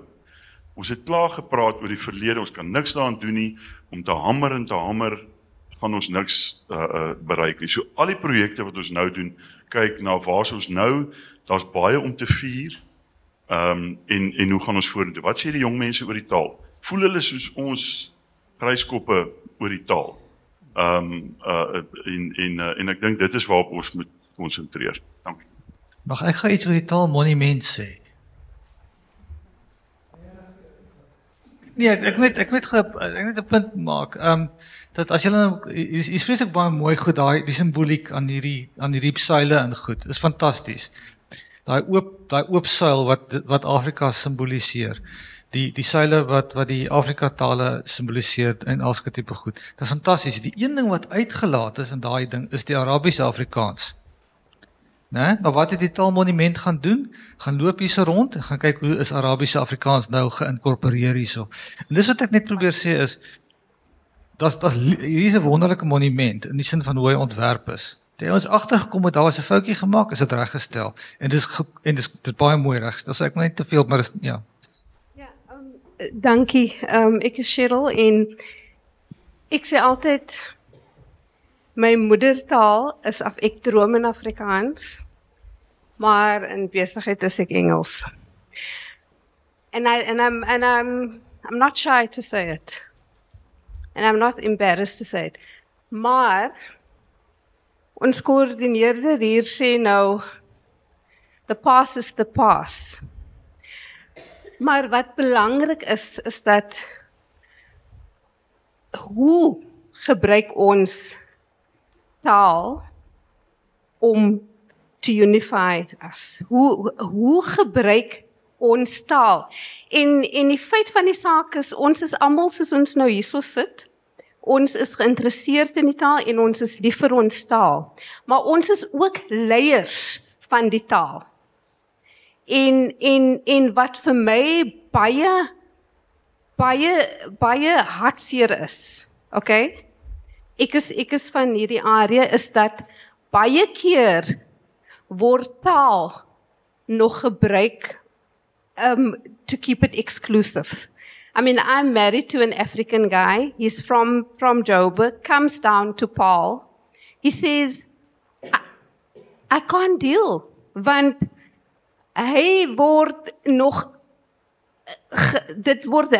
geklassifiseer in terme van hoe both kleerling en wit Afrikaners met hom praat in terme van die taal. So it is fine om te sê die past is die past, but if we don't change the narrative, we need to talk about it, because otherwise we're never going to change. Because we need to start decolonizing our mind, and language has been a very important mechanism to perpetuate what we still experience today. So, I mean, Michael en Michael stuur vir my 'n e-mail in Afrikaans, maar ek stuur vir my e-mail in Engels. You know, so it's fine to talk about the fact that we must forget about the past, but it's important to still, because we haven't healed yet. So we need to have those conversations here, now that the playing fields have been leveled, so to say. Thank you. Goeienaand, ek is Chantal de Kok, ek is die kurator. Van die ATM. Dis my voorreg om almal te bedank, al ons gaste wat vanaand hier is en ook ons sprekers. Julle sal met my saamstem, dit was eintlik 'n baie belangrike gesprek wat moes plaasvind. En ek het eendag gehoor iemand sê, as ons gebore word, haat ons nie ander mense nie. Ons leer dit en ons leer dit met deur taal. So kom ons doen dit saggies. Dis dan nou my voorreg om vir ons paneellede elkeen 'n geskenkbewys te gee. Dit is 'n klein blikkie van waardering.